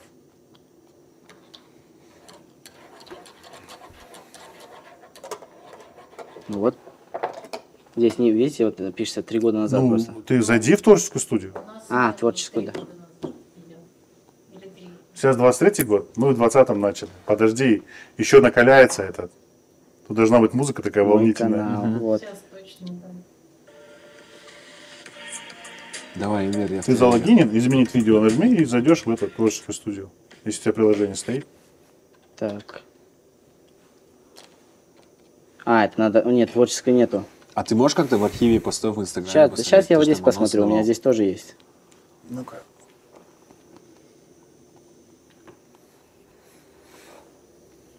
Раньше видео IGTV были, да? А вот он, Бархара. Так? Давай быстрее говори. Ну ты отыграл, конечно, вообще как царь. Решат Алиева, говорит, знаешь? Это надо в постах смотреть. У меня посты все поудалял уже, у меня же ничего нет. Ну, сколько недель назад там изменения всякие, моменты. Да. А вот тут на канале. На канале. Вот, на канал заходишь. А он, может, не сразу создал. Может, он канал раньше создал. Это сейчас будет неверно. А, Он мог создать в 2014 году канал, а первый видос выложить в 2019 или 2020. Короче, Вот если по Инстаграму, вот как посмотреть в Инстаграме? там типа архив, когда заходишь, он не показывает дату? Вот тут сбоку же есть архив. Сбоку архив. Ну ты когда вот эти... Давайте вот так сделаем, сейчас в архив зайдем, да. Вот, и вот, этот. архив. Я ж- Не, подожди, ты интересно же. Ладно, это же вырежется. Ну, пока там будете искать, я уже все съем. Так, Иса Исмаилов вижу, 9 июня 2019. Первый выпуск с Исой Исмаилова. Красава. С Исой? Да. Все. А, блин, короче, закрываемся, блин. Не, ну, кстати, ну, Двойной ковер. подожди. А BQ подкаст, это он? Да, это он есть. Нет.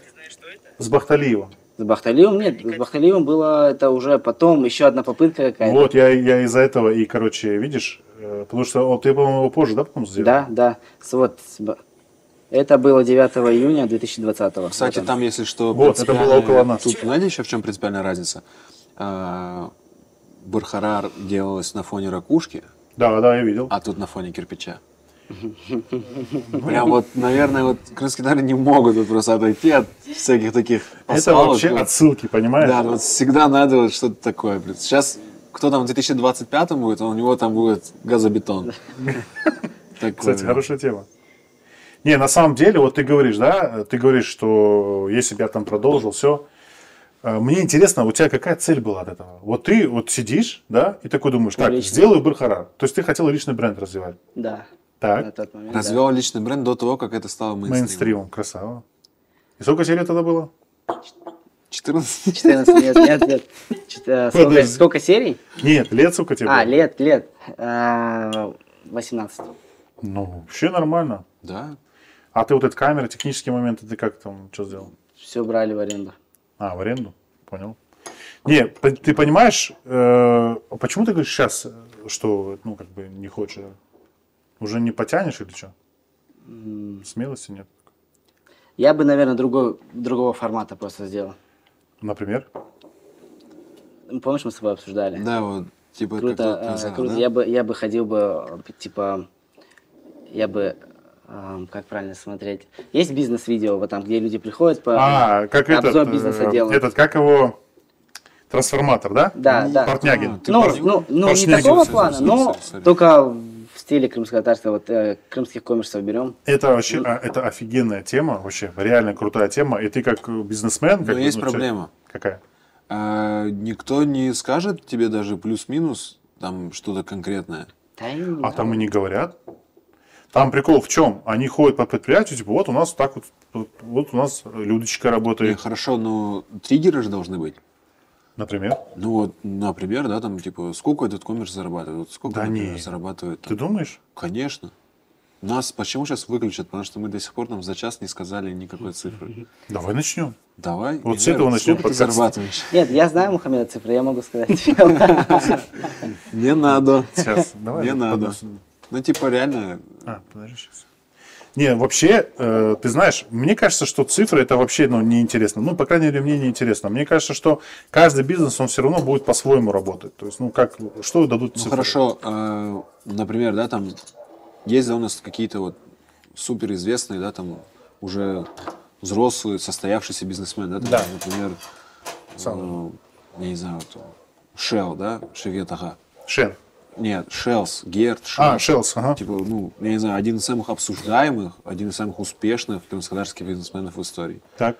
Ну вот, вы можете представить себе картину, чтобы кто-то пошел к нему и вот общался? Сколько ты зарабатываешь? Я знаешь, какую могу представить?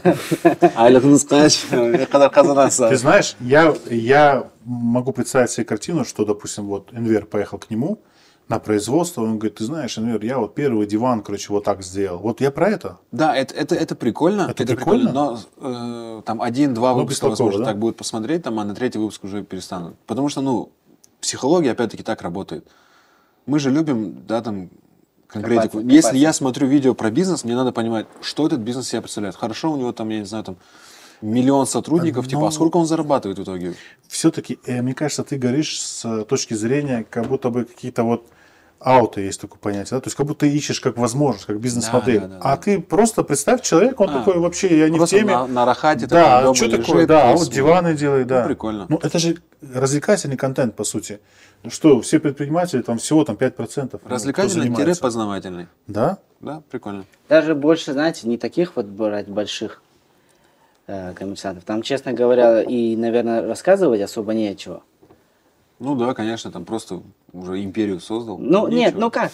Зато мы... Нет, ну вот Щас интереснее, расскажем. мне кажется, что интереснее прийти к, вот, опять же, к Мухаммеду, да? Да. Или вот есть ребята класса, там, барберы, вот они тоже одну, вторую, третью точку открыли. Мне интересно у них посмотреть. Они их, Ну, мне вообще не интересно, если честно. ну, Просто может, потому, вот, что барберы, да, такие смазливые мальчики. Нет. Ну, это наоборот привлекает. О, Не, знаешь что? Мне, ну, это же самое, что типа Wildberries пойти смотреть. Там 15-я точка открывается, ой, а как это вы организовались? Мне кажется, это про то же. И те же барберы, это везде какая-то франшиза, ну, более-менее ну, серьезная. может быть. Ну, как будто бы в нем нет души, понимаешь? Вот ты создал свой бренд с нуля, ты там придумал, это будет вот так называться, это так будет выглядеть. Там кто-то продает тюльпаны вот так, ты их вот так упаковал. То есть ты как бы себя даешь. А франшиза это все-таки вот вам алгоритм, вот вам чекпоинты, вот там.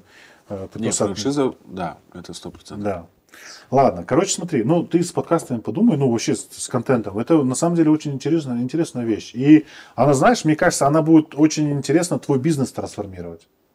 Потому что, ну, ты там между своих полок, ты можешь немножко закостенеть все равно. А так, когда ты выходишь, там с людьми общаешься на такую тему, интересно же будет это? Вы с этой целью, да, скорее всего, Ну, мы общаетесь? просто можем обеспечить, понимаешь? Сильно.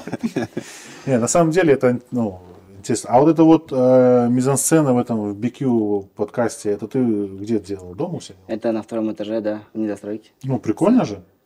Мне Это понравилась вообще сцена. из палок собрал. Да, я все вижу, ты не думаешь, что все понятно. Я говорю, прикольно. Я же не говорю, типа, а как Нет, ты это сделал? ну, Классно на тот смотрелось. момент было круто. У тебя одну записал и все. это вы говорите подкаст. Бахталиев, где? Бахталиев И и LG, да? Ос, да. Ос. Там, да, там еще вот где я сейчас живу, это еще была недостройка. Мы там Ну, сделали. то есть ты одну вещь сделал Да. и все. Да.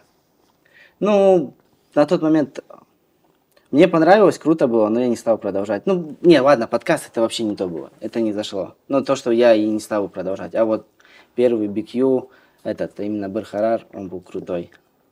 Я... Но я их не видел. Вот я тебе, почему я был уверен, что... А я их везде стер, их так сейчас не найдешь. Почему я? Не, ну вот ты прям если покопаться, Вот найдешь с Сиделилом я нашел. в С Ютубе. Дитаном, да. Ну, я в Ютубе смотрел, по-моему. То есть я уже потом конкретно искал и нашел. Да. Просто понимаешь, а я, вот когда ты именно BQ подкаст выпустил, вот именно я его увидел, и вот именно в это время мы первые подкасты выпустили. И у меня тоже Сиделил, кстати, был на первом подкасте. Сиделил это вообще, по-моему, такой, да? Открывать. Отправная точка. Да, Да. ну как этот. А стартуешь всегда с ним. Кошку в квартиру. Сиделил. Кошку в квартиру пускаешь, она там... Ну, конечно, такое, да. Меня Смена. Смена. Но он всегда помогает. он- Петуха зарезали и Блин. вперед. Ну, вообще, Бесплатно. да. Короче, ну, ты подумай, классно тема. Кстати, Сиделил, по-моему, в комменте, да, постоянно у вас. Типа, И любит Он только смотреть. вернулся, честно говоря. Где был, не знаю, только начал. Он ушел, наверное, к другому, сейчас Да, ваш да, клиент. вернулся. Ну, тоже. Может, он напрашивается на интервью. Так не говори, ты что. Да ладно. Короче, смотри, знаешь, еще такой постоянный спутник предпринимательства – это стресс. Предприниматель пребывает в постоянном стрессе. Я вот смотрел твои сторисы и понимал, две стороны твоих сторисов. Первое, ты показывал, как все сложно и равно экспертность свою в этом деле. Так или иначе, не знаю, ты закладывал это или нет. Мне казалось, что ты показывал экспертность. И другая сторона была то, что ты не спишь, ты постоянно ездишь, ты работаешь 24/7. И вот у меня вопрос. Вот этот стресс, он вообще оправдан? Скажу так, если вы хотите, да, там, открывать что-то свое и зарабатывать там определенную сумму, и если эта сумма какая-то незаоблачная, Понятная сумма. да, там до 150 тысяч рублей в месяц, Это заоблачная сумма. ну, если, да нет, то я максимально советую развить какие-то навыки и стать каким-то ремесленником, экспертом и зарабатывать эти деньги в найме. Потому что в найме в Крыму зарабатывать там 100-150 тысяч, реально, если ты реально хороший эксперт. И при этом у тебя голова болит с 9 до 6. Да. В 6 вечера ты вышел, и ты свободен. Успешные люди, именно материально, да, там финансы, если говорить, то они делятся на два типа. Это ремесленники Да. и это предприниматели. Ремесленник, если ты, например, хороший шиномонтажник, то у тебя всегда в очереди, ты всегда востребован. Если ты там хороший СТОшник, да, там, не знаю, маляр, еще кто бы ты ни был, ты всегда востребован, у тебя всегда в очереди, ему звонят, он говорит, там, запись на следующую неделю только, да, там, врач, неважно. Да, понятно. Соответственно, он всегда пользуется спросом и хорошо зарабатывает. Предприниматель зависит от кучи факторов, и предприниматель в итоге прогорает там почти сколько там, 80%. Ну, драматичные бывают истории. Прогорают, и там единицы там становятся какими-то супер-пупер молодцы, там в Forbes попадают.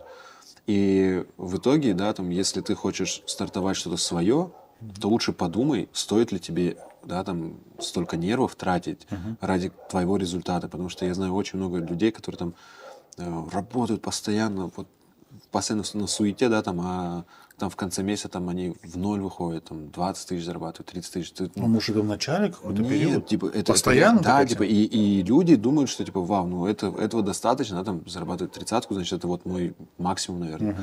Ну, хорошо, ты можешь закрыть этот бизнес, уйти в найм и зарабатывать там 30-40 тысяч намного легче, да, то есть у тебя не болит голова постоянно. То есть если ты ставишь перед собой цель, да, там, стать предпринимателем, и ты там постоянно в стрессе, ты постоянно стрессуешь, то ты должен перед собой ставить и цель очень большую.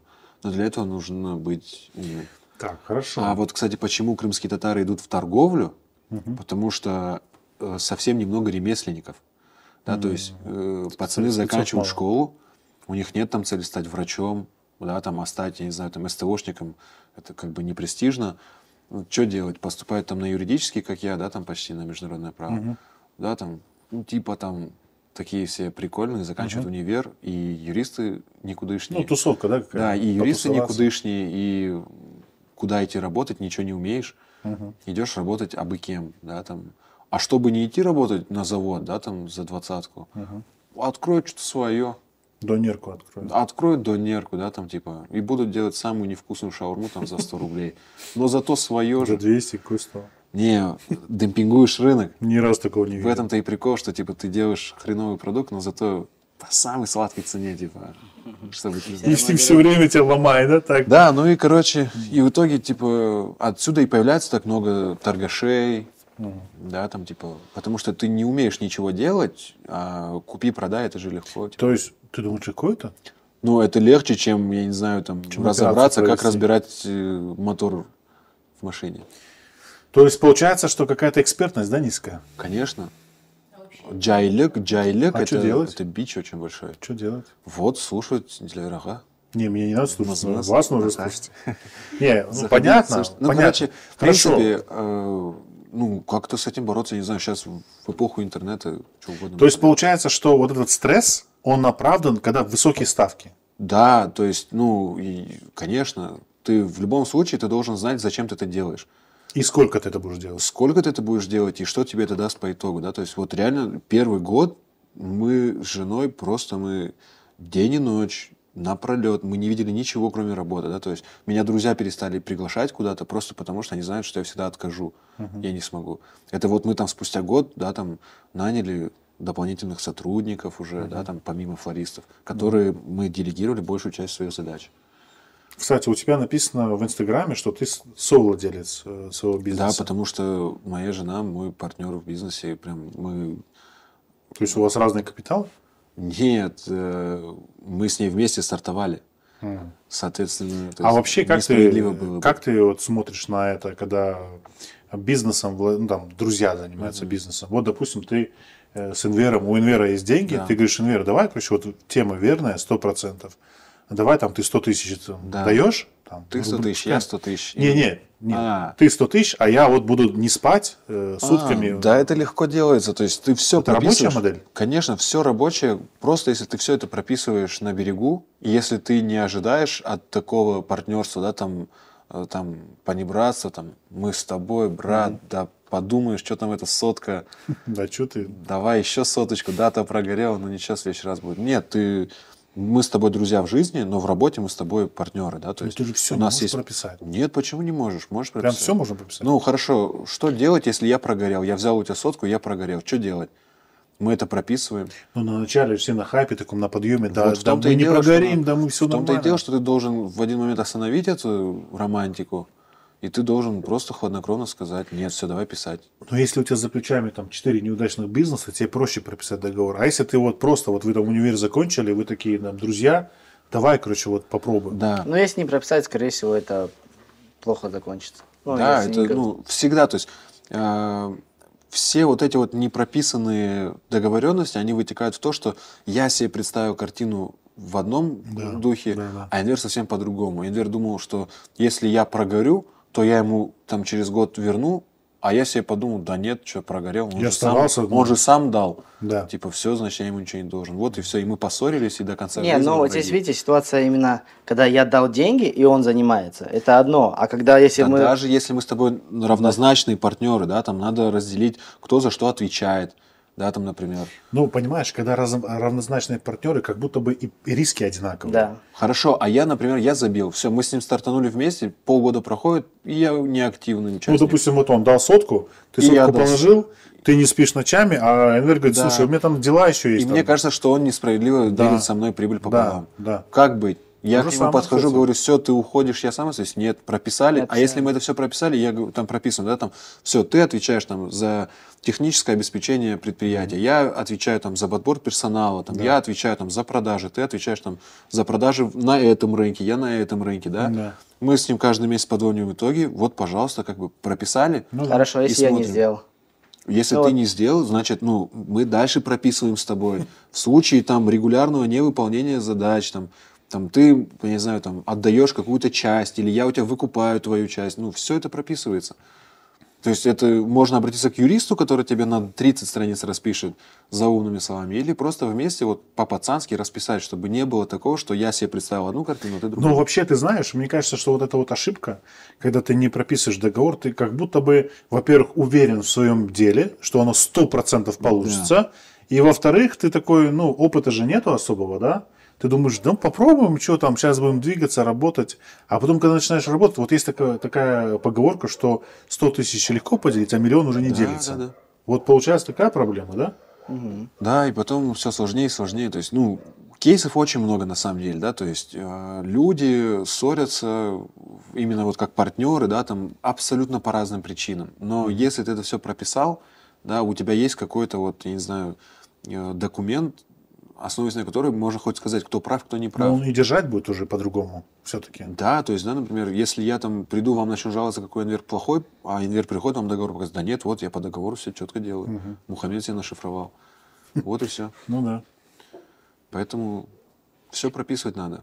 Ну, видите, договор это какое-то недоверие, да, вот сейчас вот есть. Ну как будто Ни бы. в коем случае. Ну вот представь, да, вот мы с тобой там друзья такие закадычные, да? Да, хорошо. И тут раз ты женишься, короче, Да. и у тебя появляется такой мощный советник, который тебе все время говорит, слушай, Энвер что-то вообще не дорабатывает. Я вообще видел, он там в кальянной висит, а мы с тобой до 4 пакуем цветы сидим. Да. Есть такой момент? Нет. А в договоре ты его не напишешь?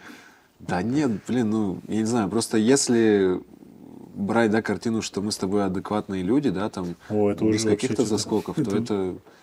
Это Ну, нормально.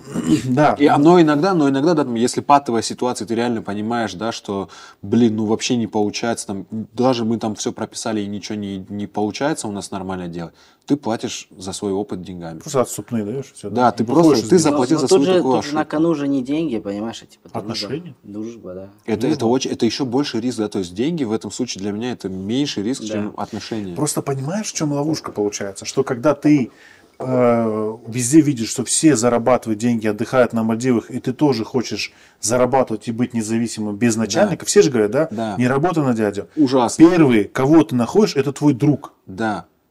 И ты думаешь, что вот он Да. же самый надежный чувак. Я Мы же очень там в школу надеюсь, ходили. я очень надеюсь, что для таких инфо-цыган будет отдельный котел в аду, которые будут гореть там, вот, я не знаю, вот очень- Которые говорят, что все бизнесмены. которые говорят, что вот работаешь на дядю, ты лох, Да. я открыл свой бизнес, зарабатываю 20 тысяч, но зато я сам на себя, и я молодец. И сфоткается там с Бэхой, который просто случайно в городе, нашел на парковке, подошел, сфоткался там, взял кредит, чтобы полететь на Мальдивы, а ты поверил ему.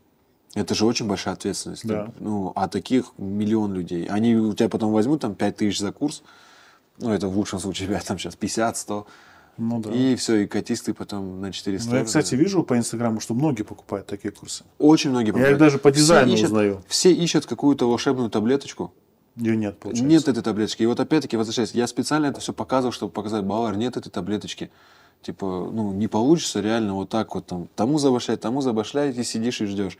Нет, ты постоянно на суете. Ну хорошо, смотри, тогда получается, что если мы говорим про стресс, да, про какое-то условное переживание, ты для себя сам понимал, что я вот, короче, сейчас год вот просто вкалываю, я вообще никого не вижу, но потом ситуация будет такая, что у меня будет время и на друзей, Да, и туда. То есть да. ты это понимал. Да, то есть... А ты откуда это узнал? Да, блин, ну, читать книги, в первую очередь читать книги. Если ты не читал никогда в жизни книги, то у тебя очень плохо дела обстоят, да, то есть это то же самое, что и с зачеткой в универе, да, ты сначала работаешь на зачетку, потом зачетка на тебя, да, то есть в школе там ты работаешь на медаль золотую, потом она на тебя работает. Если, да, например, ты в бизнесе стартуешь и реально планируешь, да, так что ты будешь работать, а потом в какой-то момент уже такой, все, вот я выйду на этот уровень, и я делегирую свои полномочия тому, и буду принимать участие только вот в этих процессах определенно. И ты идешь к этому, то ты до этого дойдешь, скорее всего.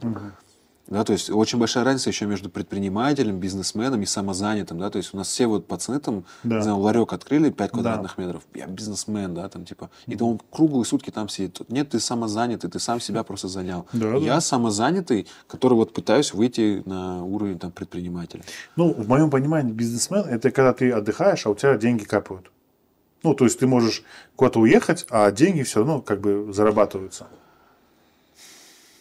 Да, нет, наверное, просто если перевод даже, да, бизнесмен – это человек, который занимается делами. Бизнесмен. Да, он всегда занят, типа, он не отдыхает. Не, ну это если прямой перевод. Отдыхает, наверное, это инвестор какой-то уже, который просто дивиденды каждый месяц получает. Ну, есть ощущение, что у нас вообще в народе отдыхать не умеют люди? Да, 100%. я не умею отдыхать. Вот я вам отвечаю, какой бы я лентяй ни был, я очень ленивый человек по своей натуре. Ну, мы по сторисам поняли. Но за год меня настолько это все выдрессировало, да, я настолько надрессировался, я беру выходной, полдня дома сидим с женой, У ничего тебя не делаем. паническая атака И мы начинается. такие, поехали на работу. Поехали, надо что-то там сделать, надо что-то посмотреть. Вот реально полдня отдыхаешь, тебе уже тревога. Ну, там Там находишься, уже сотрудники легче. уже шампанское открыли, а тут раз вы приехали. Да, и такой, ага, попались. Так, а что делать? Надо же уметь отдыхать или не надо? Надо уметь отдыхать. Переключиться. Вот на это я вообще не знаю, как, что. А ты сколько цветами занимаешься в этом бизнесе? 1,5 года. Ну, это же немного еще. Совсем немного, то есть мы свежий проект на рынке. Ты что скажешь, наверное? Надо отдыхать.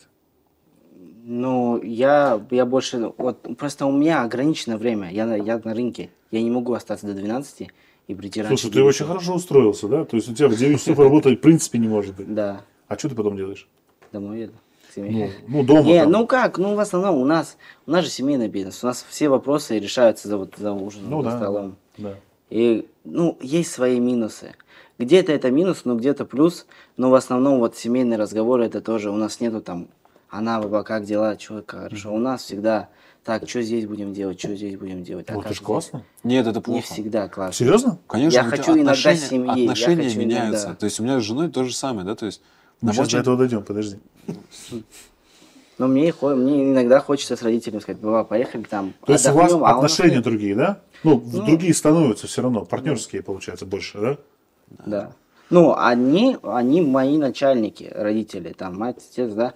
То есть они с меня спрос требуют. И вот мы сидим постоянно так, давайте придем к этому, давайте к этому. Вот сейчас у нас, вот последний раз у нас получилось так, вот я просто не договорил, когда вы спрашивали, как тяжело вообще работать, да, вот в нынешней ситуации. Да. Вот в нынешней ситуации у нас получилось, что у нас был магазин изначально 200 квадратов, Да. потом вроде бы все хорошо, у нас 600 квадратов, потом опять, ну там, объявляют, Ну, ситуация. да, у нас опять 200 квадратов, и этот магазин, он резиновый, у нас хорошо, что как бы есть куда двигаться там. Вы там разбираете, пристраиваете? Да, мы каждый раз, вот у нас каждый год был прикол, типа, так, у нас сегодня 6 июня, давайте на следующий год начинаем опять расширяться, потом опять сужаться.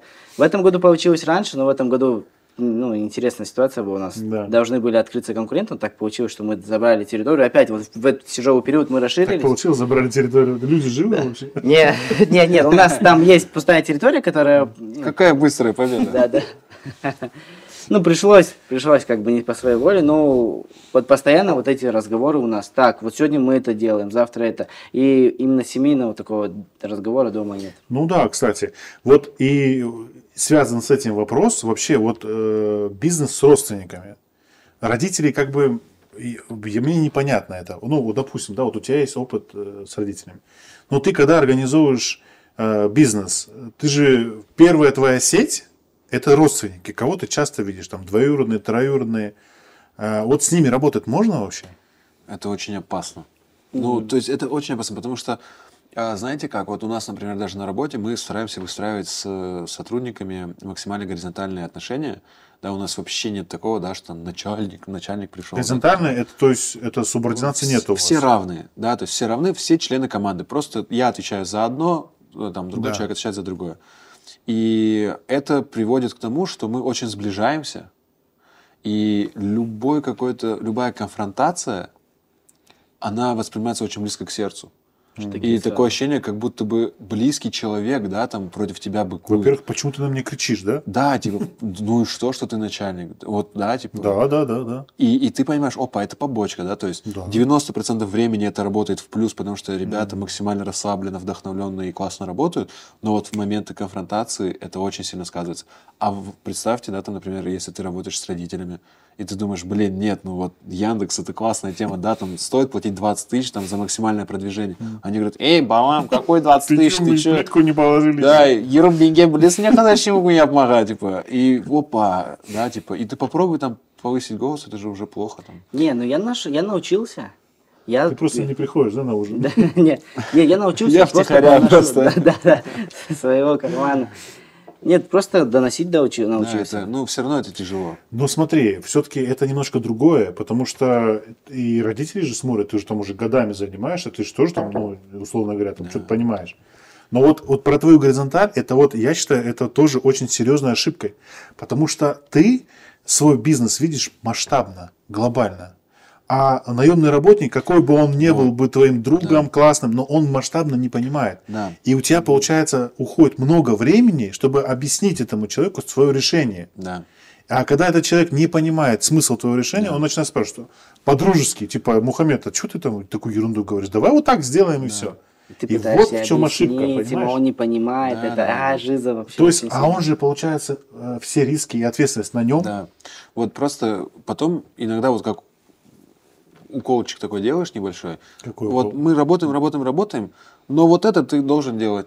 Да, типа, опа, и человек уже что-то должен делать, да, там, вне зависимости, хочет он этого или нет. Подожди, у тебя что, не распределено все жестко? Нет, жестко не распределено, потому что у нас творческие ребята, да, то есть создавать свободен, тот красоту. делает, да? Нет, создавать красоту, оно требует вдохновения, оно требует хорошего настроения всегда на работе, да. Да. То есть ты испортил настроение флористу, он тебе не сможет придумать что-то классное, да, там. То же самое, там, я не знаю, приготовить еду, когда ты злой, тяжелее, чем ты веселый. Вот, да, и получается, да, ты всегда должен балансировать. И опять-таки это про гибкость, да, предпринимателя. Да. Очень часто бывает такое, что я очень злой на сотрудника. Да. Я думаю, блин, вот аж уволить хочется. Но я понимаю, блин, вот я сейчас его уволю, и что мне делать? У меня получится дырка, да, в этом месте. Мне надо ее быстро латать, я найму какого-то посредственного сотрудника, упадет качество, упадет сервис, имидж полетит вниз, мне потом надо будет намного дольше восстанавливать вот эту вот яму. Опять там. Да, лучше я перетерплю в какой-то мере, да, там ты становишься... Ну, это компромисс, да, условно? Да, ты идешь на компромисс с собой, да, ты терпила или ты гибкий, и ты вот думаешь, ты кто? Просто понимаешь, вот мне кажется, что если мы говорим про какое-то дело, мы говорим про какую-то авторитарность условную. Вот у тебя авторитарность есть, ты понимаешь, про что я говорю? Я понимаю, о чем вы говорите, но я также понимаю, что сейчас в мире, в принципе, идет тренд, да, бирюзовых организаций. Бирюзовая организация – это вот максимально горизонтально, да, то есть в IT-сфере она сейчас максимально развивается, да, то есть там нет вот этого, да, что там босс, вот, например, у турков, да, там патрон – это босс, да, вот, и этот вот культ патрона, я не знаю, у тебя там 2 человека в найме, ты уже просто, ты как пуп земли себя ведешь. Да, вот, и это максимально вертикально, вот это вот авторитаризм, и вот это вот про такую культуру. Да, то есть в Европе, это не азиатская например, тема?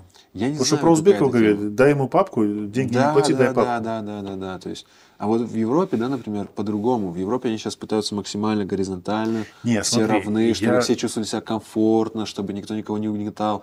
И это тоже связано, знаете, с чем? Что сейчас идет тенденция такая, что человек меняет работу очень быстро. Если, да, например, там еще 20 лет назад ты работаешь в одном месте, ты должен держаться за это место, потому что как, меня сейчас уволить, я останусь без этой работы, что ли? Сейчас человек на раз-два, он год поработал, ему что-то не понравилось, он пошел попробовал в чем-то новом себя, там не понравилось что-то новое. Сейчас по статистике человек меняет работу каждые там 2 года, по-моему. Но это не связано с этой инфантильностью вообще людей? Нет, это как раз, ну, я не знаю, с чем это связано, но, скорее всего, если ты хочешь удержать человека дольше, чем на 2 года, ты должен ему создать какие-то условия, помимо там просто, да, там, отношений денежных. Ты ему должен еще там, я не знаю, ништяки делать, ему должно быть приятно с тобой работать. Ну, это все да. Но опять же, видишь, вот как раз ты правильно сказал, мне кажется, в процентном соотношении он так и работает. 90 к 10. То есть вот эти 10% они есть все равно. То есть, когда, условно говоря, человек, который просто букетики собирает, ну, давай так это назовем, да, и тут он вдруг начинает на равных с тобой обсуждать там геополитику твою. Нет, геополитика это другое. Фирмы. То есть геополитика фирмы это не то, что мы обсуждаем каждый день, да, то есть этот человек, он большую часть времени как конвейер собирает букеты. Да. Вот. Но если, да, там у меня есть какая-то мысль, которую надо внедрить, мы я это понял, обсуждаем. я понял. Мы это обсуждаем, да, то есть у нас нет времени там по несколько раз на день там обсуждать. Слушай, а давай вот так, давай вот так. Слушай, а мне это не нравится, давай вот так. Да. Нет, такого нет. То есть мы каждый занят своими делами. Ну, короче, с родственниками опасно, да? С родственниками А опасно. ты пробовал? Ну, нет, Родственников наверное, хорошо знаешь, да? Да нет, не то, что я хорошо знаю. Это просто опасно, потому что, опять-таки, да, то есть, например, ты нанял сотрудника, да, там, что-то не понравилось, он себя плохо проявил, ты его уволил. Ну, А давай сотрудника уволить давай ты так не вот уволишь. конкретно, давай вот так вот. Троюродного брата ты нанимаешь, сестренку. Да. Вот ты ее знаешь, там, вы там вместе росли, вы друг хорошо знаете. И ты такой, ну, ты же, в принципе, девочка, значит, ты можешь собрать букет. Да. Ты ее нанимаешь, вот она начинает работать. И она же, получается, у нее же более горизонтальное положение, чем у кого-то. Да, вот и это тоже опасность, да, например, там. И, допустим, она не справляется с обязанностями. Ты ее уволишь, ты испортишь отношения с ее родителями, с половиной родственников, они встанут на ее сторону, ты такой зажравшийся, а ее бедолажку уволил, типа, как не стыдно. И вот куча конфликтов, да, типа, это опасно. Но А если... как с женой? Жену же не уволишь? Жену не уволишь, но, слава богу, когда оба партнера, да, максимально адекватные, да, там и нет вот этих вот каких-то заскоков, то становится намного легче. Мы реально, то есть мы разделяем, мы стараемся разделять, да, там в каких моментах мы партнеры, Да. в каких моментах мы муж и жена, да, то есть иногда бывает такое, да, что мы там по работе, например, она не согласна со мной, и мы это обсуждаем, и она мне доносит, ты был неправ. Я такой, да, слушай, реально. Все, мы это обсудили. Ну, ты прям признаешь. Да, и точно так же она признает. То есть, А вы и- не по очереди признаете? Да нету такого по очереди. Не, ну знаешь, ну как будто бы просто, Нет, с понимаешь? родственниками опасно. Ну да, да, я Ну, согласен. неважно, родственники, не родственники, если вы оба адекватные, Да, без каких-либо заскоков, вам уже намного легче. да. Мы же не дружим с человеком, которого мы считаем там, мы думаем, вообще дебил, у него такие заскоки. Ну да. Псих. А, кстати, вот смотри, вот этот кейс, как... Ты женат, кстати? Или? Да. Вот этот кейс с женой делать бизнес, да? казалось бы, это супер правильная вещь, да? Есть подводные камни? Смотрите, мы с женой начали не потому, что она там моя жена, а потому что она тоже классный эксперт. То есть она очень классный маркетолог, она тоже очень круто во всем разбирается. То есть мы просто друг друга дополняем. Так. Да, я в какой-то мере со своими там математическими способностями там просчитать, там запланировать, да, там, она реализация этого всего дела. То есть это не просто потому, что типа, ой, Джан, ну давай. Типа, нет, то есть тут изначально было так, что типа, слушай, и ты башка, и я башка. Если мы вместе будем делать, то будет прикольно, давай. Вот. Так. Ну, у меня СММщик жена. СММщик это что? Ну, страницу Social Инстаграма. media marketing Да. manager. Там спрос Неожиданно, только, кстати. там спрос только за это. И все. Понятно. Когда так вздыхаете, значит уже конец. Нет, просто грустно прощаться. Ну ладно, можем вторую часть записать. Там сколько? Запишем. Ты только второй раз, когда буду звать, уже это юмористический подкаст будет. Да, Не подкаст.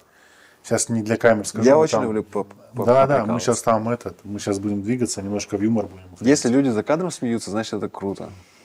Она надо мной смеется. А, Моя всегда? жена. Вы всегда смеетесь? Ты же моя жена, ты не знаешь? Блин, значит, да я уже понял. Если вы всегда смеетесь, значит... Это мне про уже семейный, никак не про муж и жена, это ее просто говорит, вопрос задали. все. Как мы нормально двигаемся, ненормально. Вообще как ругаемся, там же по-другому, да, уже все ссоры начинаются. Мы всегда ругаемся. Вот. Те, кто не ругаются, они вообще молодцы, там вот респектуют. А всем бывает такое? семейным парам.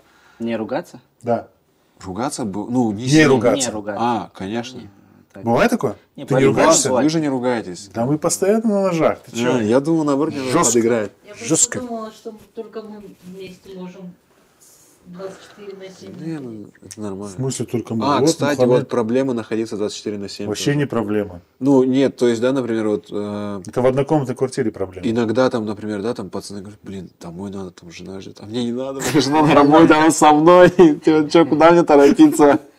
Жена ждет. Мы и так с ней всегда вместе, типа, Ну прикольно. да. Не, просто есть такие люди, которые говорят, мы никогда не ругаемся, знаешь, мы по полгода не разговариваем. друг с другом. Тоже тема, Нормально, да, тема? тоже вариант. Чисто на Можно и так двигаться. экономно двигаться. Ладно, Балар, Саунс, короче, Сами Саунс. был рад. Ну, на самом деле, что вы сразу про дисклеймер говорите? Просто мы просто разделяем же бизнесы. Понятно, что есть прям бизнесмены серьезные. Мы просто говорим про вот такой, знаешь, такой ламповый предпринимательский движ, когда ты сам двигаешься, вопросы решаешь. Просто, чтобы пацаны на районе не... Да, они не смотрят нас, пацаны с района. А, в натуре? Конечно, у нас кто на экономиста отучился, и вот сейчас думает, блин, сюда надо двигаться. Да. Понимаешь, да? Нет, жестко, Не, жестко. кто он отсюда уроки найдет, это, наверное, больше такая личная история, да? Да, может быть, там Ну, на товарищ самом деле, на вот нас смотри, досье составляет.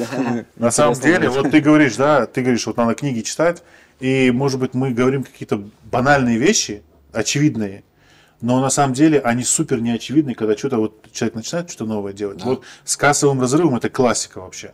Вот Всегда. просто классика. И бизнесы прогорают именно из-за этого. Да, и тебе нечем, а потом тебе становится стыдно выпрашивать, и ты как попрошайка 2-3 месяца. Вот у меня реально, у меня есть, ну, как бы знакомые, которые просто супер темы делали, да, и все, что им нужно было, это просто заложить зарплатный фонд на 3-4 месяца вперед. Все. Этого не было сделано, и просто рушилась офигенная бизнес-модель. Просто вот шикарная, которая ниша там не занята, можно было двигаться, расширяться. Ну, не могу сразу узнать. Дайте контакты, Не дайте могу контакты. говорить.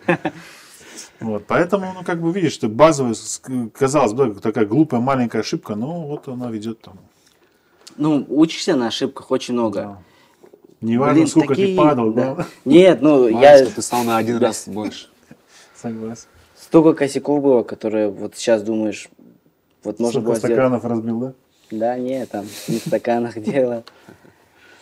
Да, это интересно. Ну, в любом случае, Саунус